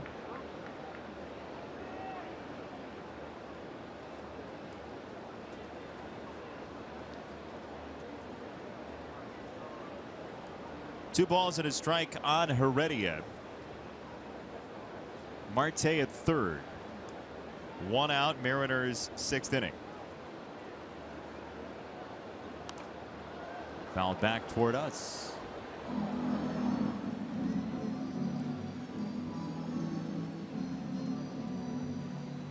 Sox, meanwhile, will play the game with the Mariners tomorrow, then head off to Detroit to take on the Tigers, then a series with the Minnesota Twins before coming back home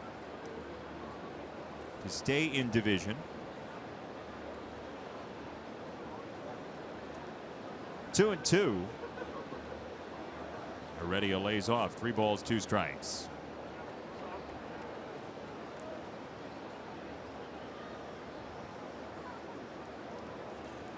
That Tiger series is going to be a key series for the Tigers as they try, one, to hold off Kansas City and the other to catch Cleveland. Detroit found themselves 4.5 games back entering play tonight. Foul ball off of Heredia. Scheduled pitchers in that series against Tigers: James Shields, Matt Boyd on Monday, Anthony Renato, Daniel Norris on Tuesday, then Sale, Verlander Wednesday. Nice matchup if all things stay the same. Verlander's having a huge bounce back year. ERA at 3.33 for Justin Verlander. With all the young pitchers in that rotation, Verlander is the steadying hand. That'll get the Mariners a run. Heredia punches it down the right field side, and it's 7-2.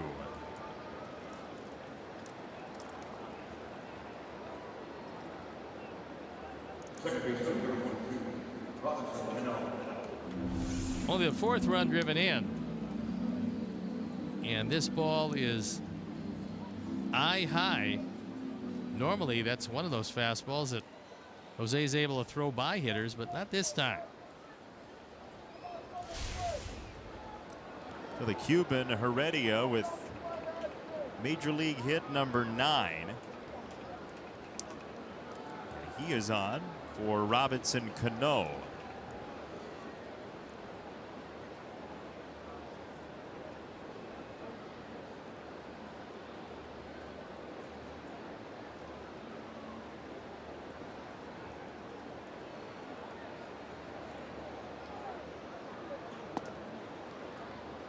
Ball 1. Well, sometimes it is more difficult to pitch with a large lead, but nobody wants to hear Jose Quintana and difficult to pitch with a large lead in the same sentence. No, he's bearing down as hard as he can bear down. He's fortunate to have what now is a 5-run lead. Boy, it was neat to hear his response to that 10th win last time out. He was overjoyed with finally getting into double figures in the win column. I mean, you knew it was going to happen, but the longer it didn't happen, you wondered if it would ever happen. And against Oakland, he was very good. This is a much better ball club than the Oakland team. But Jose is very steady. Off-speed strike, 1-2. We watched Sale last night. We watched Quintana tonight. The juxtaposition for you. What makes Quintana so good? I mean, Sale, it's obvious. The stuff is there. What makes Quintana the pitcher he is? Well, because he can't overwhelm you, so he's got to use all 4 quadrants. He's got to throw in, out. He's got to throw up, down. And when you change the eye level of the hitter, you become doubly tough, because then not only is it the velocity, but it's location that can fool him. And when he started to consistently go up, he started to average a little around, well, maybe a touch below or a touch over 8 strikeouts per 9 innings. Chris Sale is just overwhelming. And you saw he can dominate a ball club as he did last night. But Jose Quintana, although he strikes out a lot of guys, he has to do it a different way. He doesn't, not possessed of a 97-mile-an-hour fastball, but he does have great command, and he's had that great command, great presence on the mound since he came into the league. We saw it very early in his career at Yankee Stadium when he got in trouble and seemed to just relax. And as the situation got more tense, he got more calm, and he's carried that throughout his career.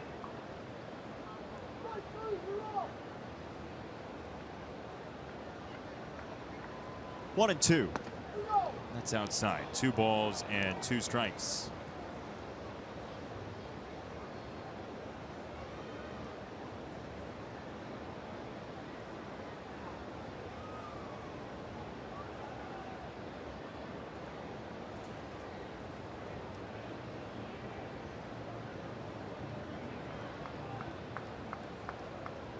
The unflappable left-hander Quintana. 2-2. On the ground and trickling past Frazier into left field. Heredia to third. Throw is to second, and Melky has his man. Cano cut down at second. That was a real bad base running play by Robinson Cano. You're sitting there 5 runs down, and you've got to know that Melky throws the ball very well. Inside out swing, takes it down the line, no chance for Frazier. But Melky throws it right on the button. And And Tyler Saladino there to make the tag. Cano slides into it. And he was actually out by a good margin. In the era of too close for comfort instant replay, that was a very obvious bash on the arm with the glove on the tag from Saladino. And Melky Cabrera adds to his assist total. There's Nelson Cruz with 2 out and a runner at third.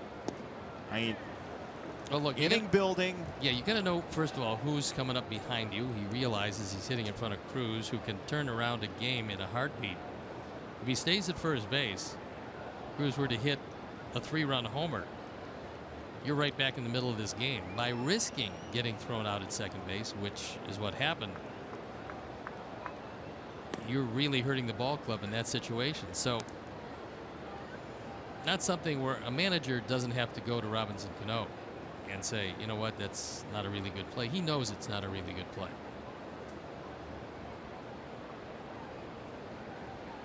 Ball and a strike. Shortstop Anderson down to get it. And there's the final out of the inning. Mariners threaten, get one, but no more. 7-2, bottom 6 next.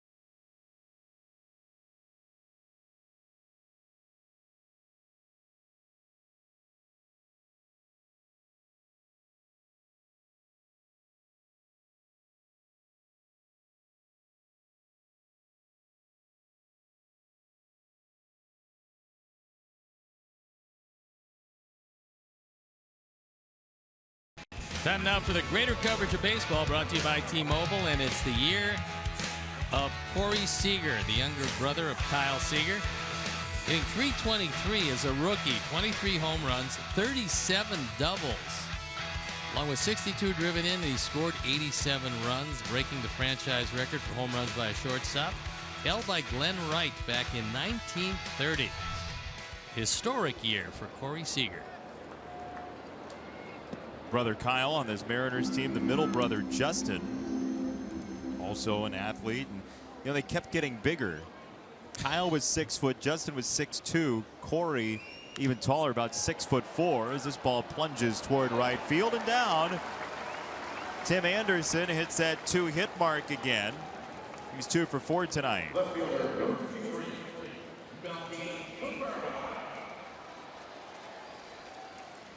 Here's Melky Cabrera.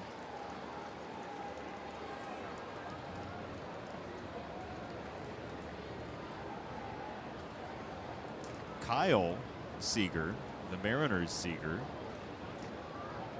was a basketball player in high school as well, and one of his claims to fame, or brief claims to fame, is that he guarded Steph Curry in basketball. Steph Curry was playing for Charlotte Christian. It was a strike. I think at 2. That must have been a handful. Well, what's amazing is Steph Curry didn't have much in the way of scholarship offers. He ends up going to Davidson and makes that magical run to the Elite Eight.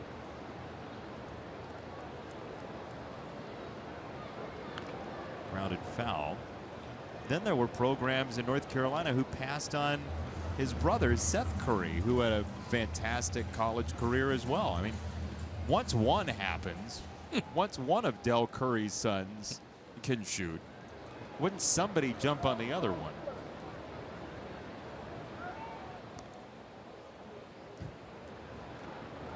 Anderson at first, nobody out, 6th inning.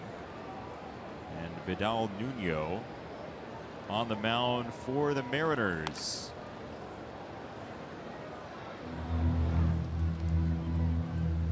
Well, this is one of the things that a manager has to learn, and that is there's some games, and they call it knowing when to eat a game, but there's some games where you can't deplete your bullpen in a situation where you're down 7-2 at this point.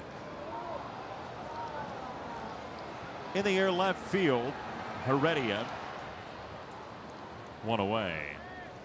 All right, time for America's fastest growing sensation. We call it Sticks and Stone. Ken Griffey. How did you do against the elder Griffey? Yes, that was Ken Griffey Sr. And he was really good. And I can remember a few infield hits, a few regular hits. I don't think I did very well. He was a talented left-hand hitter, a part of the Big Red Machine at a time when they didn't just beat you, they humiliated you. It was one of the most relentless offenses I had ever seen. If they had you down 6-0, they wowould try to beat you 12-0. Is that right? Yeah. They were as relentless as any team in the years that I played, and I saw the great Oakland teams of 3 straight World Series championships. I saw some great Yankee teams, and that Big Red Machine was just awesome, and Ken Griffey was a part of it. Well, you said the Yankee teams passed the eye test maybe more than any other team, right? Just big dudes getting off the bus.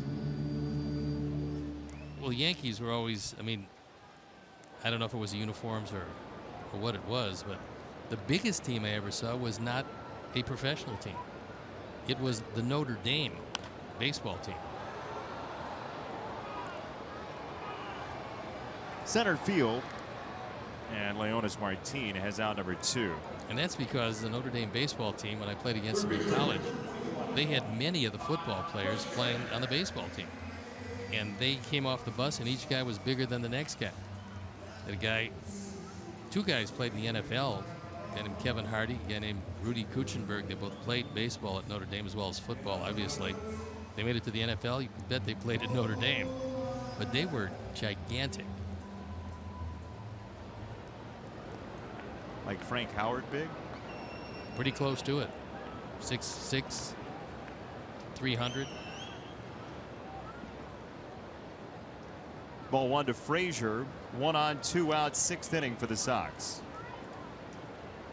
So Griffey, you think? I don't think I did very well against Ken Griffey. In fact, you could take most of that Big Red Machine and say the same thing. I don't think I did very well against him, except for George Frazier. How about Todd Frazier? Into center field. And I'll go back to George Foster instead of George Frazier because, yeah, I think that was probably it. That's who you were going for? Seeing as I came up through the minor leagues with George Foster. Well, Todd Frazier's at first. Let's see how you did against Ken Griffey. 3 for 10 with a walk. Yeah, that's not great. 300. But no doubles, no triples, nothing in the extra base hit department. True, but in Cincinnati was one of 2 major league teams that I didn't beat.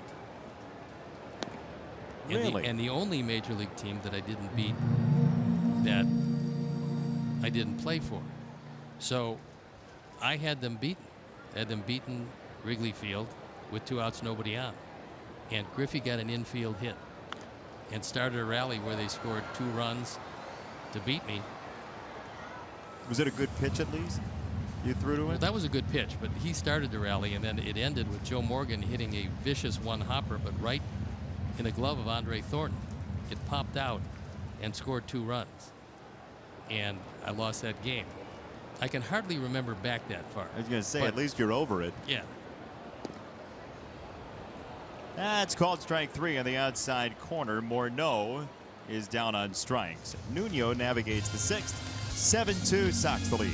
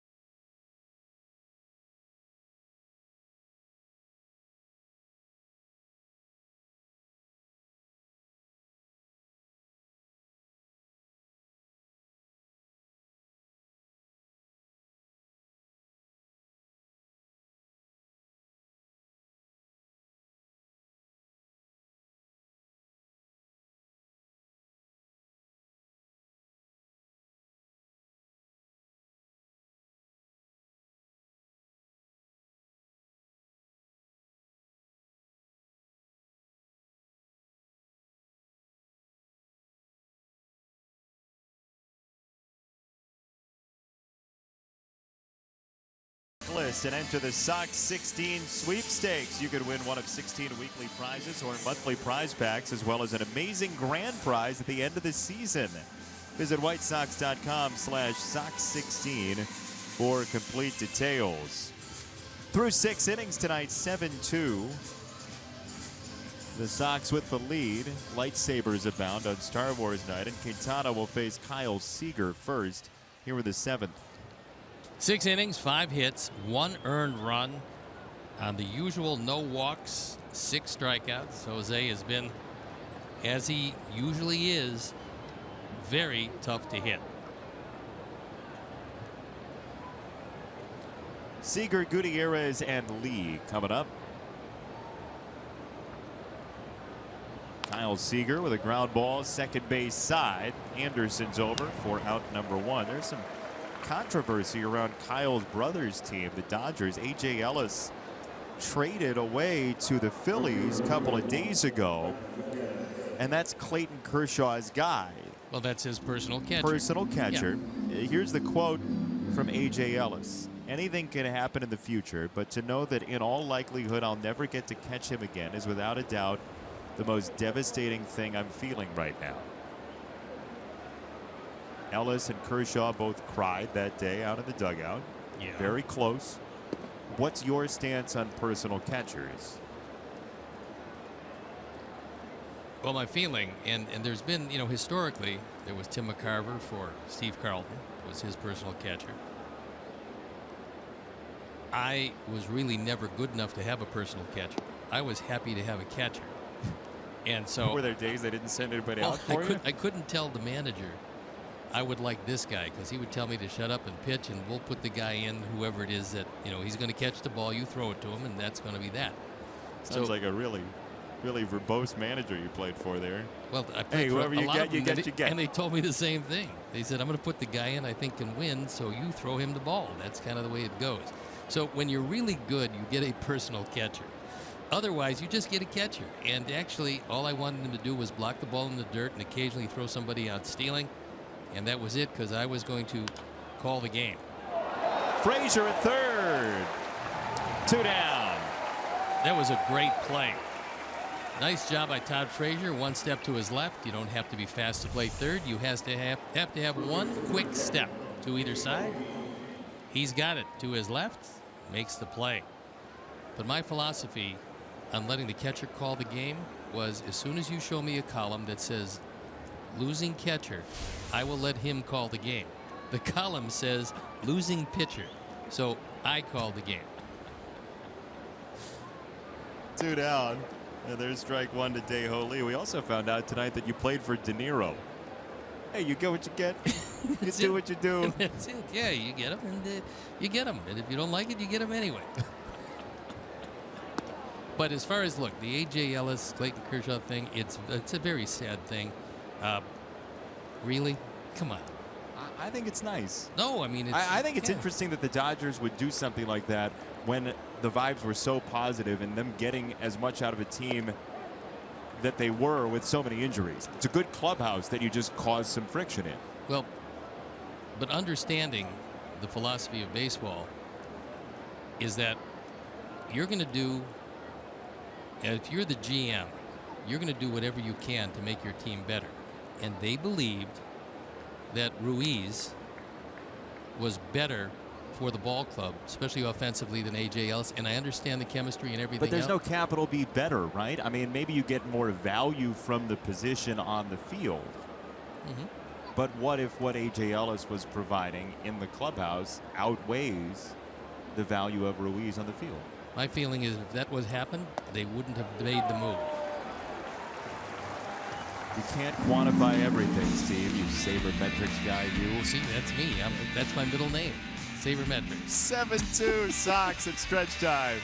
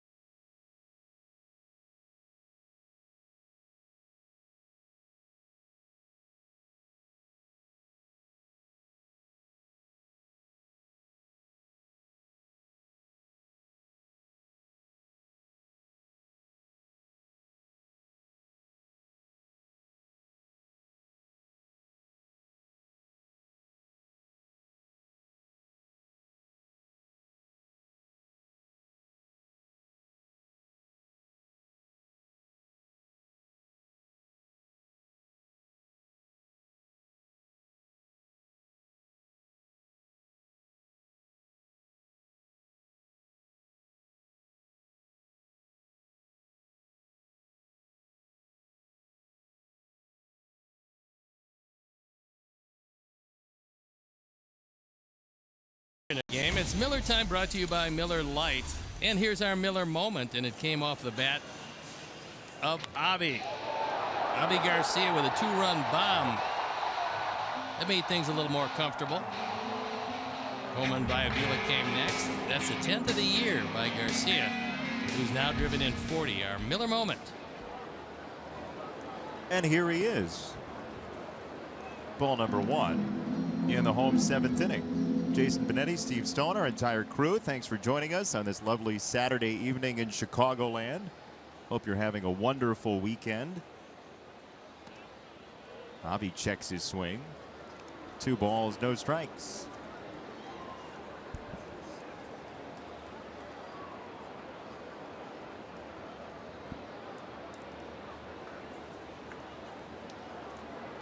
Two balls, no strikes. That's a laser. Fair. Avi visits the left field line again. He's 3 for 4. All 3 extra base hits tonight of his 3 hits. He hasn't been a cheapie in the bunch, as this is a cutter by Nuno.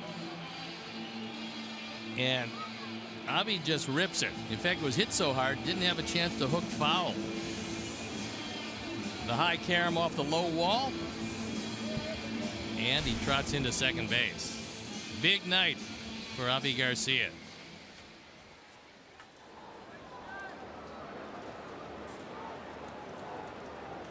And the return of Alex Avila has gone well. He's 1 for 2, home run and a walk.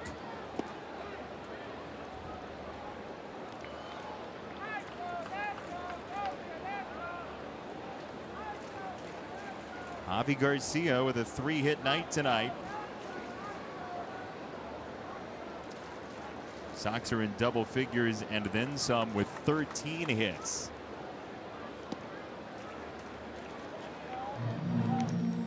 We showed you a couple days ago the August leaders in double figure hit days, and the Sox are right up there with the top pack in Major League Baseball.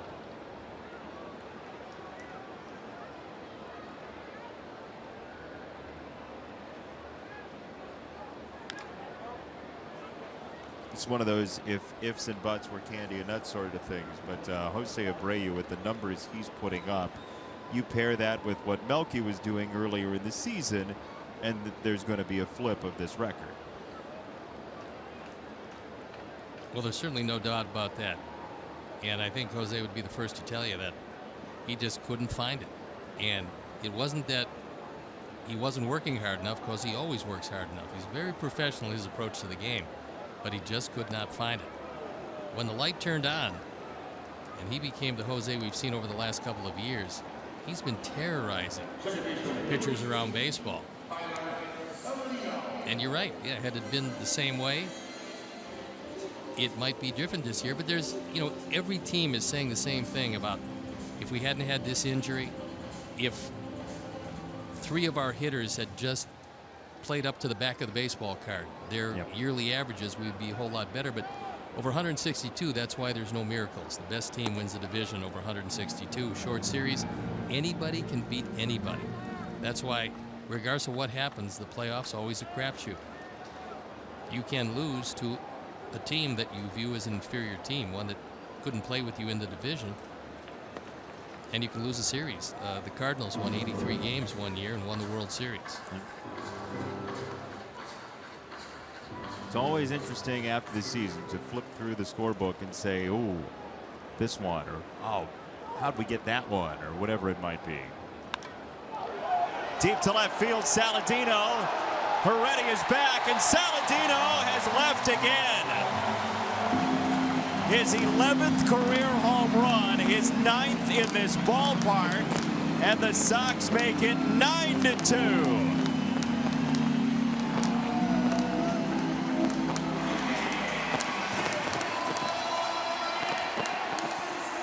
That's 7 home runs and 29 RBIs this year. Our Ford home run replay. Tyler Saladino on a cutter inside. In fact, that one was inside off the plate. He opened up, had time to get the good part of the bat on it, and rode it out of the ballpark.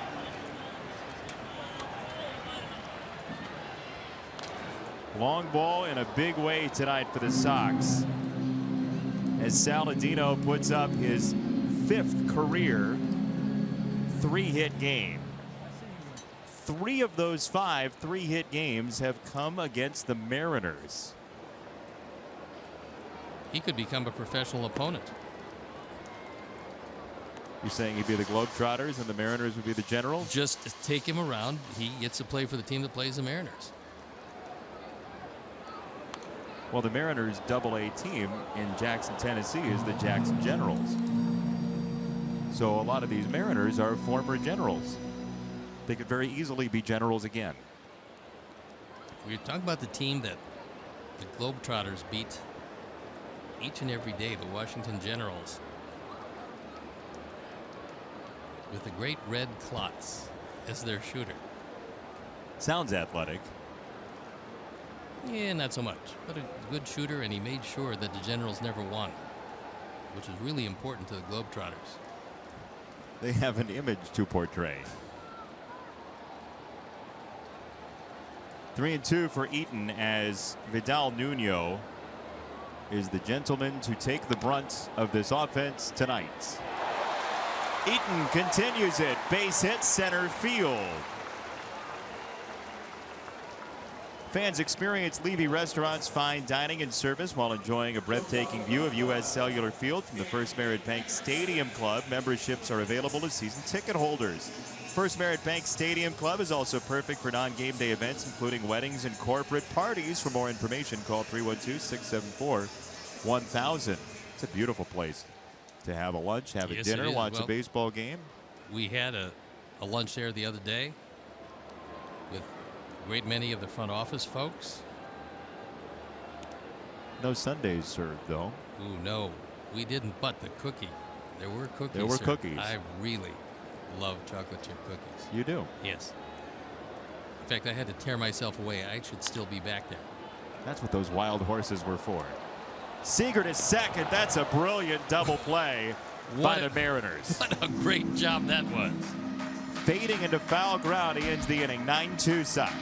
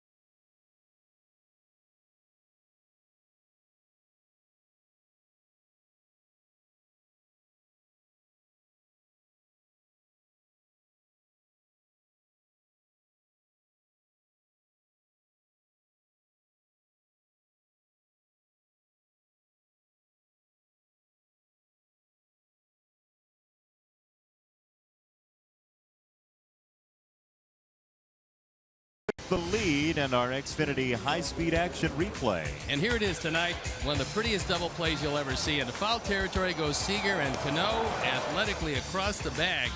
Two off-balance throws right on the button. Worthy of the Xfinity high-speed action replay, and look how quickly they did it. It'll change the way you experience TV. That sort of replay. That was quite a play. Well, we told you Seager, a former basketball standout. You can tell. I mean, the athleticism in that family is through the roof. Yep. So Jose Quintana back out for more. Chris Iannetta, his first opposition in the eighth. 9-2 Sox. And ball one to Iannetta.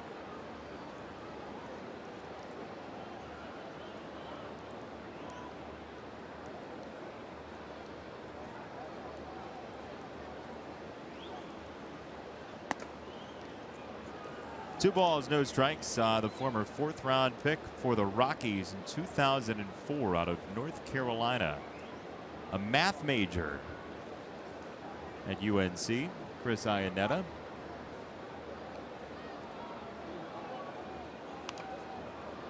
There was a time that the Rockies thought Iannetta was going to be a huge run producer and their everyday catcher.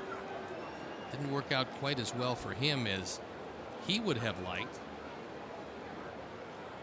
Now he's playing a backup role to a guy they view is going to be a star, and that's Mike Zunino, who we've seen the first couple of games of this series. Iannetta getting the nod tonight.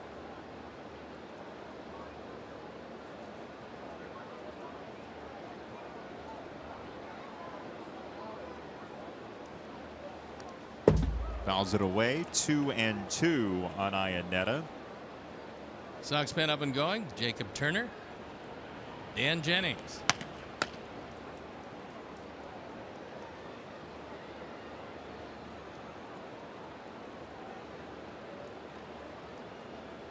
Jose still under 100 pitches.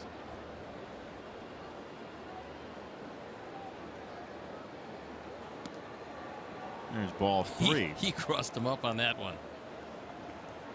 And Alex is saying to Jose, I'm not sure you saw that one well. Watch out, Alex. He's looking for a breaking ball down. He gets a fastball and has to pretty much defend himself on that.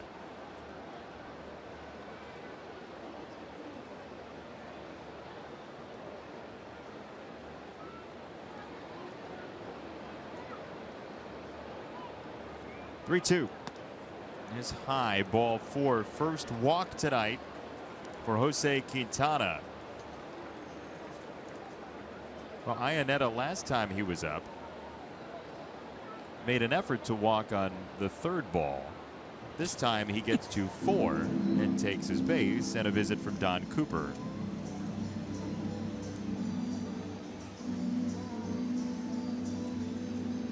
Drive away in a new White Sox themed Mazda CX-3 and support Chicago White Sox charities. Buy your raffle ticket today at whitesox.com/car. Thank you to our friends at CJ Wilson Mazda for their support of the Sox car raffle.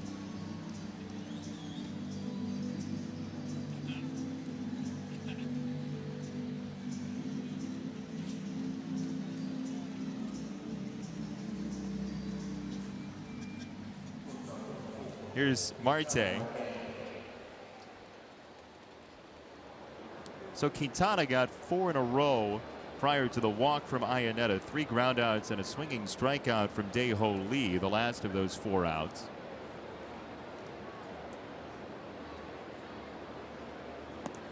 And Marte takes ball number 1.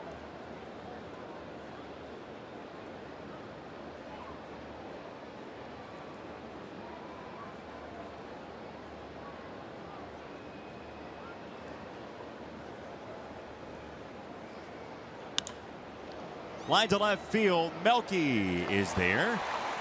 So Iannetta retreats to first, and 1 out in the 8th.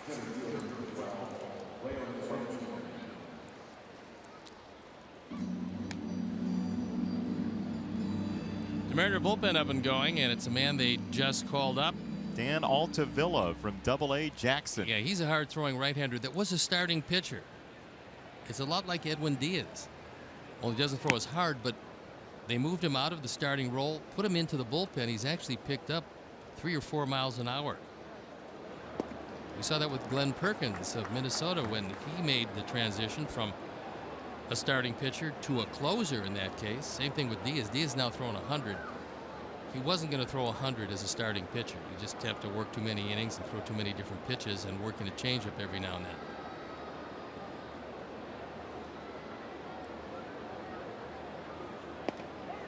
Breaking ball, strike. Quintana to Leonis Martin. 102 pitches for Quintana.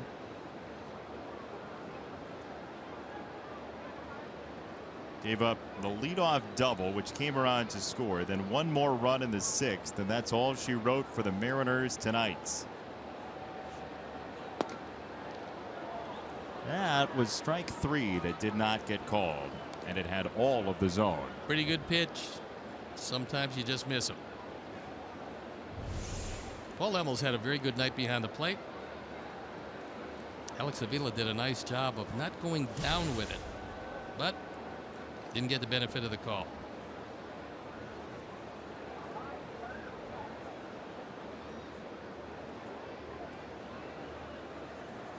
One, 2. Swing and a miss. Strike 3. Not even close to the curveball. 2 out.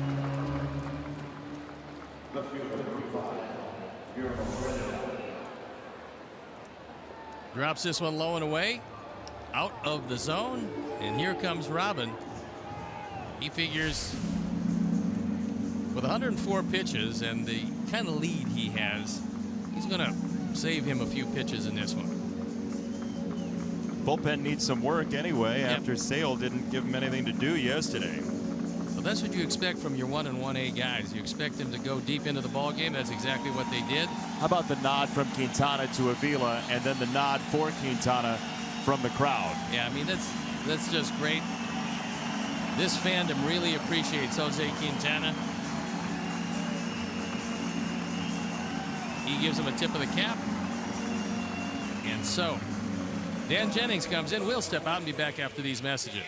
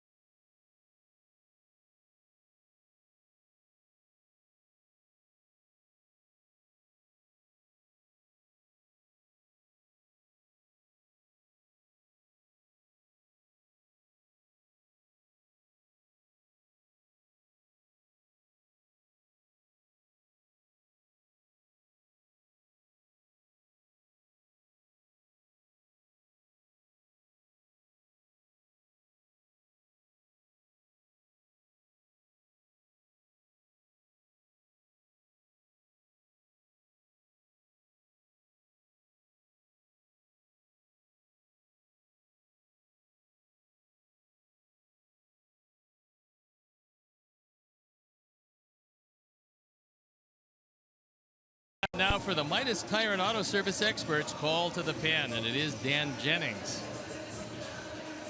He comes on for the 49th time, 4-3 ERA, still below 2. He's been very quietly very good out of the bullpen this year. And he inherits Ionette at first base. They're not holding him close. In a 9-2 ball game.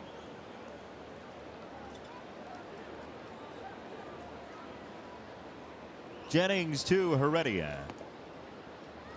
Ball 1. So if the numbers hold for Quintana, that'll be 11 earned runs in his last 8 starts.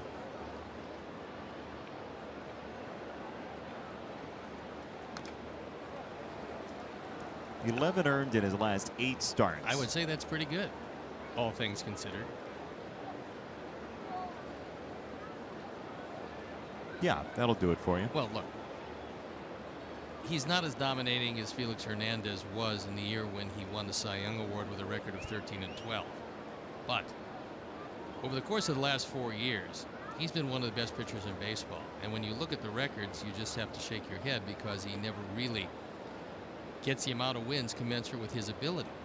It's going to be nice to see this year when he wins 14, maybe 15 games. Because if you ask managers around baseball about Jose Quintana, they'll give you the same answer that John Farrell of the Boston Red Sox said to me when he said he is absolutely, and nobody's in second place, the most underrated pitcher in all of baseball. Yeah, and you know, if we were looking on game notes and looking on screen all the time and hearing people talk about pitching matchups as WAR and ERA, right? Yeah. Quintana would be, in people's minds, one of the top 10 pitchers in Major League Baseball. He's 8th best in WAR coming into tonight. That's not going to drop. He's about a 4-win player as play started today. Down the left field line and foul. And I know the object, again, is winning the games, and I know it's important to him, but you look at the names that are top 8 in WAR: Syndergaard, Jose Fernandez, Corey Kluber, Max Scherzer, Chris Sale, Masahiro Tanaka, Johnny Cueto, Jose Quintana, then Bumgarner, Verlander, and Strasburg to round out the top 11. Nobody's ever going to argue with those guys as being some of the best pitchers in baseball. Well, they are. I mean, that's a who's who of baseball. So you're just more likely to have a more accurate representation, especially with the run support issues that Quintana's had. But then again, there's no song that has the lyrics, Wins and losses, what are they good for? 9-2 Sox after 7.5.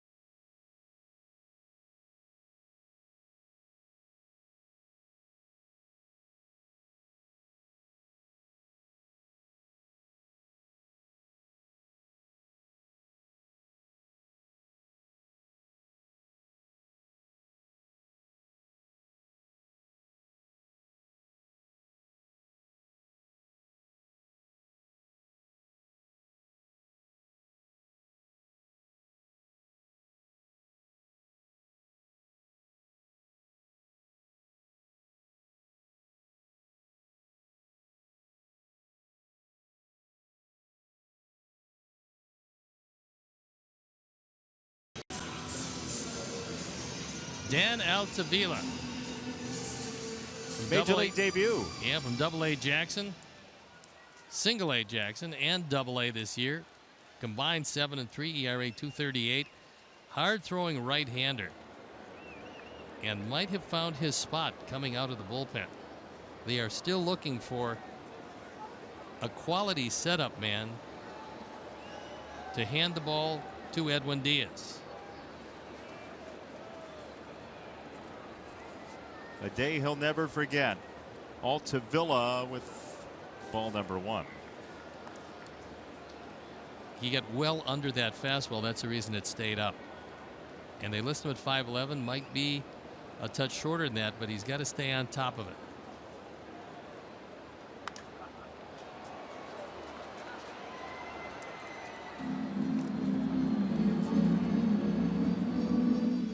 So between innings, Jose Quintana, Alex Avila talking it over.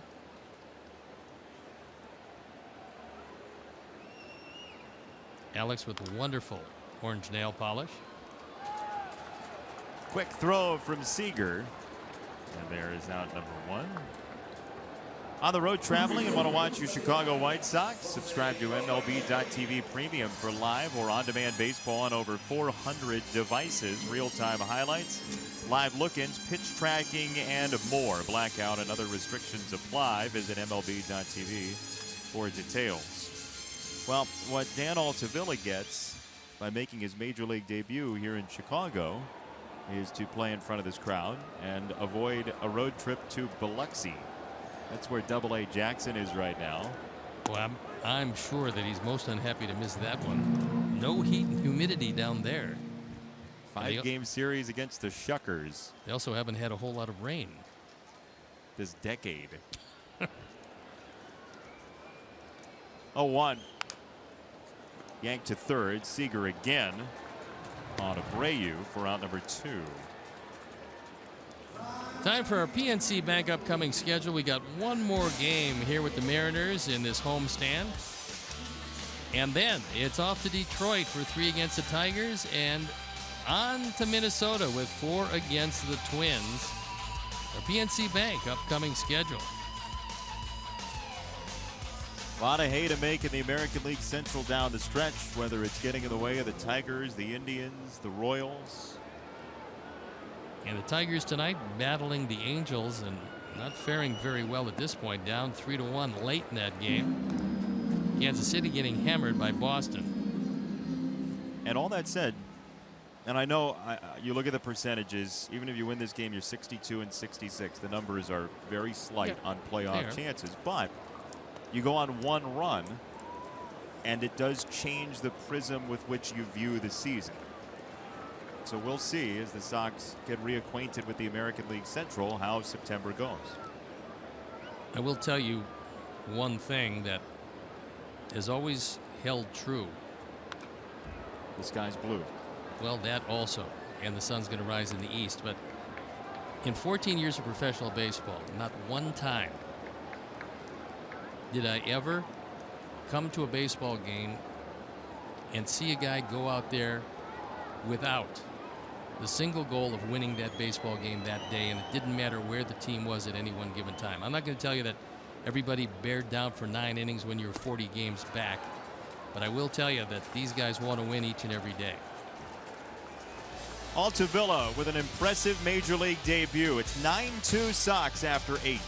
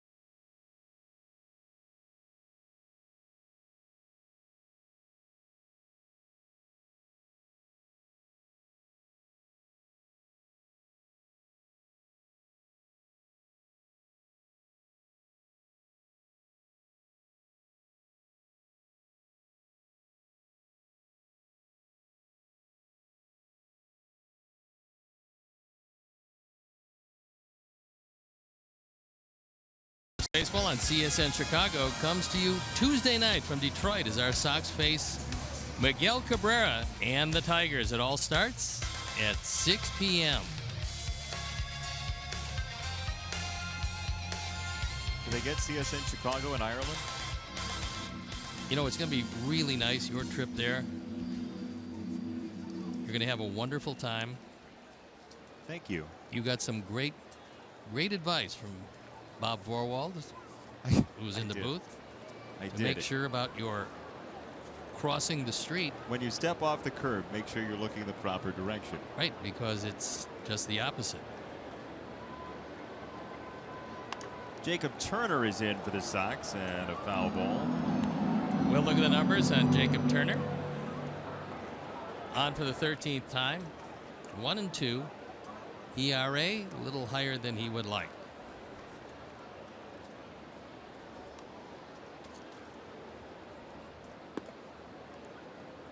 By the way, you know, over the course of 162 baseball games during a season, or 140 in the minors, whatever it is, you miss certain events because of baseball, right? I mean, there's the paternity list now where players can get a couple days to go see their children being born or whatever it might be. But, you know, TV crews as well sometimes have to miss certain events, right? And we missed a party yesterday. You know that? Well, I've missed a lot. There was a going away party. For our friend in the truck, Mike Leary. I knew that it was going to be very difficult because of the timing of that one to actually get down there and get back here. But yes, but we're going to see him. Although the going away party was yesterday, he is not going away quite this soon. There's ball 4 outside to O'Malley, pinch hitting for Cano. But this is our chance to give Mike a going away present because we missed the party yesterday. So good luck, best of luck to Mike. I know we're going to see him coming up for a series, but it's always nice to talk about him when he's not here. So best of luck to Mike, our compatriot for me, all of, 12 games we did together. But he's a wonderful guy, and he'll do a great job, and we look forward to seeing the great things that he does down the line. Well, he's going to Dallas to broadcast for the Stars. Ground ball up the middle into center field, and 2 on. Well, he better not be broadcasting for the Stars. I don't want him behind a microphone. That's not going to go so hot. Well, that's true. Maybe he'll take a back seat. But I do know that Pat Foley and Eddie Olczyk thought the world of him. They made a great hockey broadcast with the Blackhawks, and we certainly wish him well in his future endeavors. And we're going to run into him a time or two, along with Nicole and his 2 lovely children, who I'm going to go out on the line and say that his children will eventually, in the not too distant future, make more money than Mike. You think so? Yeah, because they're models. Strike 1 to Seager with 2 on, nobody out in the 9th inning. That's the truth. They continue with that career in show business. They will emancipate themselves and leave Mike and Nicole, but best of luck, Mike. Yes. Line drive left field for Seager. Melky's up with it. O'Malley screeches the brakes at third. Bases loaded, nobody out in the 9th inning. We interrupt this Mike Leary farewell tour for a dicey situation. Yeah, the last thing that Robin wants to do is have to go to that bullpen again, but you got the bases loaded, nobody out, and Don Cooper coming out. He wants the bullpen to get loose. It's Nate Jones. You certainly didn't want to use him here with the short turnaround, the day game tomorrow, and then no off days as we head to both Detroit and Minnesota, but Jacob Turner having some problems.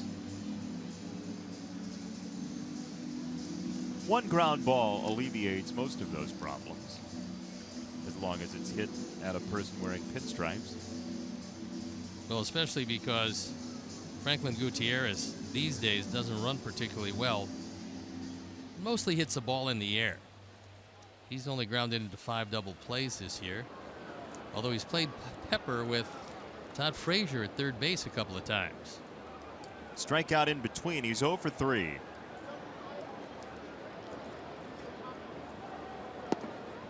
Ball 1 on Gutierrez.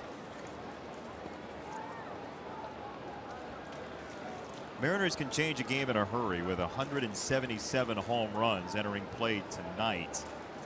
3rd most in the American League.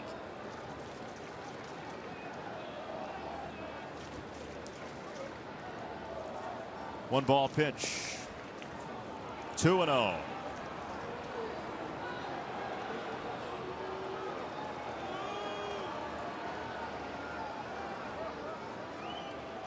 It's Star Wars night, and Don Cooper and a few of the stormtroopers are starting to get nervous.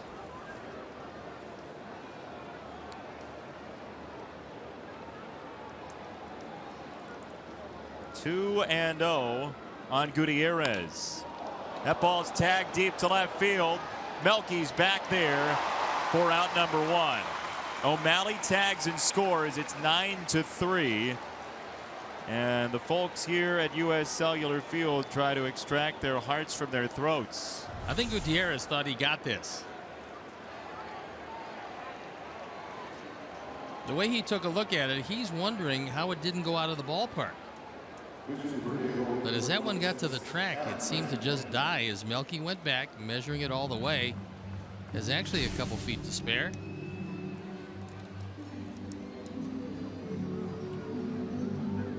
And So the Mariners, sorry about that. The sacrifice fly doesn't look quite as good as a grand slam. Mariners are going to go to the bench for Adam Lind to hit for Dae-Ho Lee. So one of the lefties on the bench utilized. Seth Smith is still available as well, a left-hander on the bench, along with the right-handed catcher Zunino.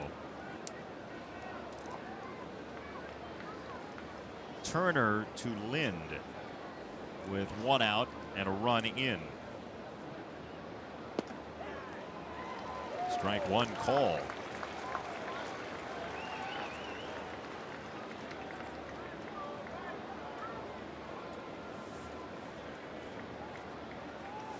Sox are trying to get to 5-3 on this homestand to guarantee a winning homestand, with one more in the balance tomorrow.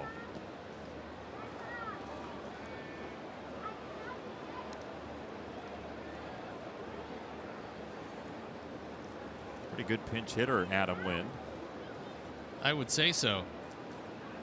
319 for a career. He's hit 5 home runs. We've seen one of those. That wasn't pretty.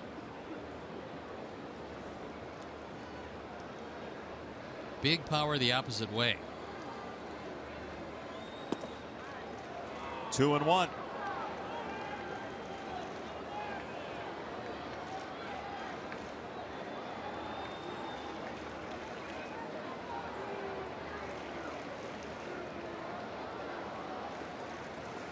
Jacob Turner trying to close it out. 2 balls and a strike. Fouled off, 2-2.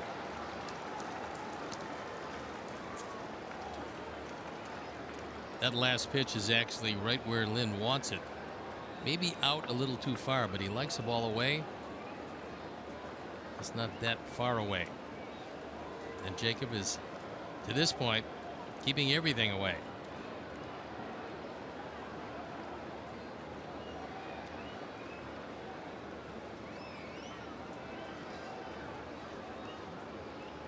Two and two. Bounces away, not far enough for anyone to chance it for the Mariners in a 6-run game.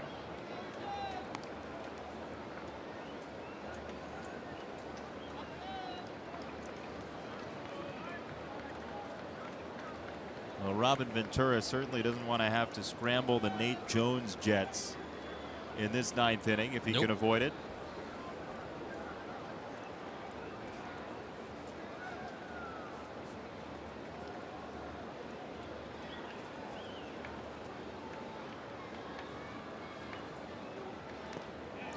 Lind gave him some help. It touched the ground. Foul ball. And Robin is going to discuss this with Paul Emmel.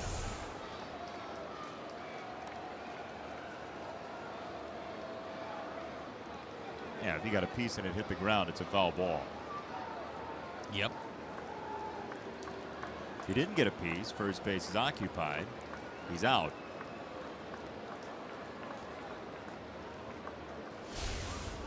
Well, Alex probably would be saying something if he didn't think that he got maybe one of the stitches on top of the ball. 3-2. Outside, ball 4. They're loaded. Robin came out to argue for a moment. Now he comes out for a longer term to make a change.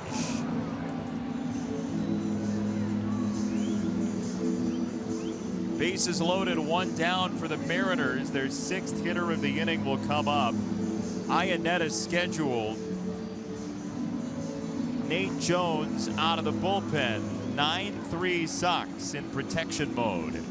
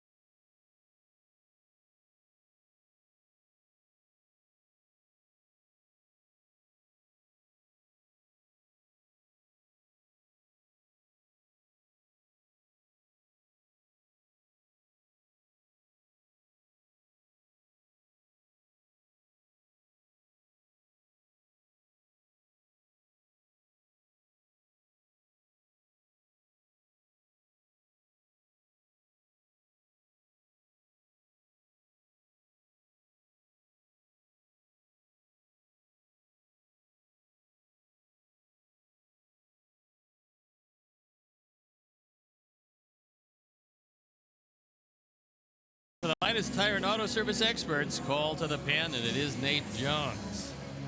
He's on for the 59th time. It's 5-2 ERA, 2.5. He is checking with Saladino and Anderson as to who to go to if the ball comes back to him. Seth Smith will pinch hit. If the ball comes back to him on a one hopper, you might as well just go home with it. Go home to first for the double play. And then go home for real. And then call it a night. But Smith is a pretty tough hitter. Usually has very good at bats against the right-handers, and 4 for 24, which is not great as a pinch hitter. Ball one. Well, on the off day prior to the Cleveland series during the last road trip, a contingent of Sox players and staff members went to Cedar Point, the amusement park in Sandusky, Ohio, but this was not the thrill-seeking they had in mind in a white-knuckle ninth inning tonight. That's just about over. Anderson, double play.